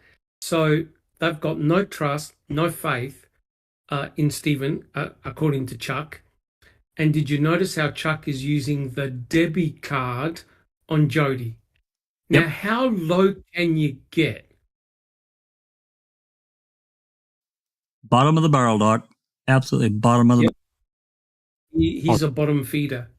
barrel. He's a bottom feeder. So not only is he saying that his own brother is guilty, he's saying that if his brother is released on bond, he'll abscond and run away so he doesn't get extradited, which means that they'll lose the bond and the property and money, right? And he throws Debbie in Jodi's face. And look at the inappropriate laughter that Chuck is doing, knowing that his own brother is in prison and now his nephew has just been arrested. What's wrong with the guy? I don't know. What's wrong with the guy? He's definitely got his own agenda that he's working as best he can to get Jodi on his side. And it doesn't appear to be working except for things that she wants, of course. But Correct. So Chuck is basically he's preying on Jodi's insecurities, and one of them is Debbie. that's exactly right, Doc. All right. Where you guys see the list up at right now, there are 12 calls left. Oh God. Yeah. Well, we're not doing it tonight because I'd have to see a therapist like while we're doing it. This shit's insane to me. It really is. It throws a complete new wrinkle in it. It does. Yeah. So what we'll do? Yeah, go ahead. I was going to say the tarp thing still has got me scratching my head, because remember that's exactly what Ken Kratz said, that they used the bulletproof tarp in the garage because they couldn't account for the fact that there was no blood. And it's interesting that Chuck said the same thing. Oh, well, there's no blood there because they wrapped her up in a tarp. And he said that he got that information from Barb. Well, I just checked Queso, And guess what? Brendan Dassey never mentions a tarp anywhere. So something is weird. Something's going on here, Jet 61. It just seems to me like number one, he's either speculating, which I have a real problem with that because he's real specific about a tarp that's mentioned later. Or number two, somebody is pouring shit in his ear and he's believing it. Remember, they came over there on the night of the 28th and talked to him. I don't know, Doc. Correct. I don't know. So what we'll do is, I mean, it's we're 3.5 hours in, so I'm going to go ahead and end it here. There won't be really a chance to get back to the rest of these calls until Sunday because Rhonda is on tomorrow evening, and I promised I would help her with the witness that she's doing. And then Friday, I think, is Becca. She's got her thing. And then Saturday, of course, is reading with the crew. We've got part 2 coming up, which yes, it's a really good conversation there. So we'll that was a good one. Yeah, it really is. So we'll I don't know how long these calls are. Maybe I'll look at my list that I've got internally and see how many minutes there are. But I think that's the best thing to do is just wait till Sunday, and then we'll play the rest of these. How about that? That sounds good. Sounds good, Jack 61. All righty. Any final words from you, Doc, before I say my piece and then we get it? The only thing I want to say is how fantastic it is that you got these calls. They give us an insider look and a perspective that I've never heard before. It's really made me worry a lot about Chuck. I'm not saying he did anything, but boy, was he trying to bust a move on Jodi. When one considers the gravity of the situation, you would have thought, hey, let's try and get my brother out. Let's try and get Brendan out. We don't trust the cops. Oh, no. He just bowed down and said, yep, they're guilty. See you later. Nothing to see here. And to me, that was very disturbing. Not getting support from your own family. Yeah. And Jodi, got plenty of room up here. Whatever you want to do. Yeah. We can just take it nice and slow. And it's really bothersome to me, this strong of a move. Many times over that we've heard so far. And then, of course, Jodi, she deserves that truck, she says. Whatever it takes, she's going to get it. She's having that truck. Yeah. So, all righty. Well, I want to thank so many people, Derek, for your generosity. Cherie. I mean, how wonderful to give the subscriptions to people that are our followers and come to listen to these new calls. It's much appreciated.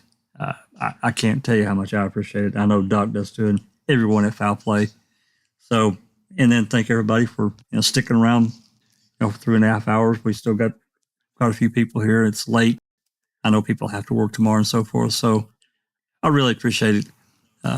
Again, I thought this was a better way to release these calls as a group because we have time to study them and talk about them a little bit. And, it takes a village. And I believe that. The more ears, the more eyes, more perspectives, I think the better off we are. No question. Yep. So with that said, I'm going to call it and say thanks, everybody. And this has been a Foul Play production. See you, everyone.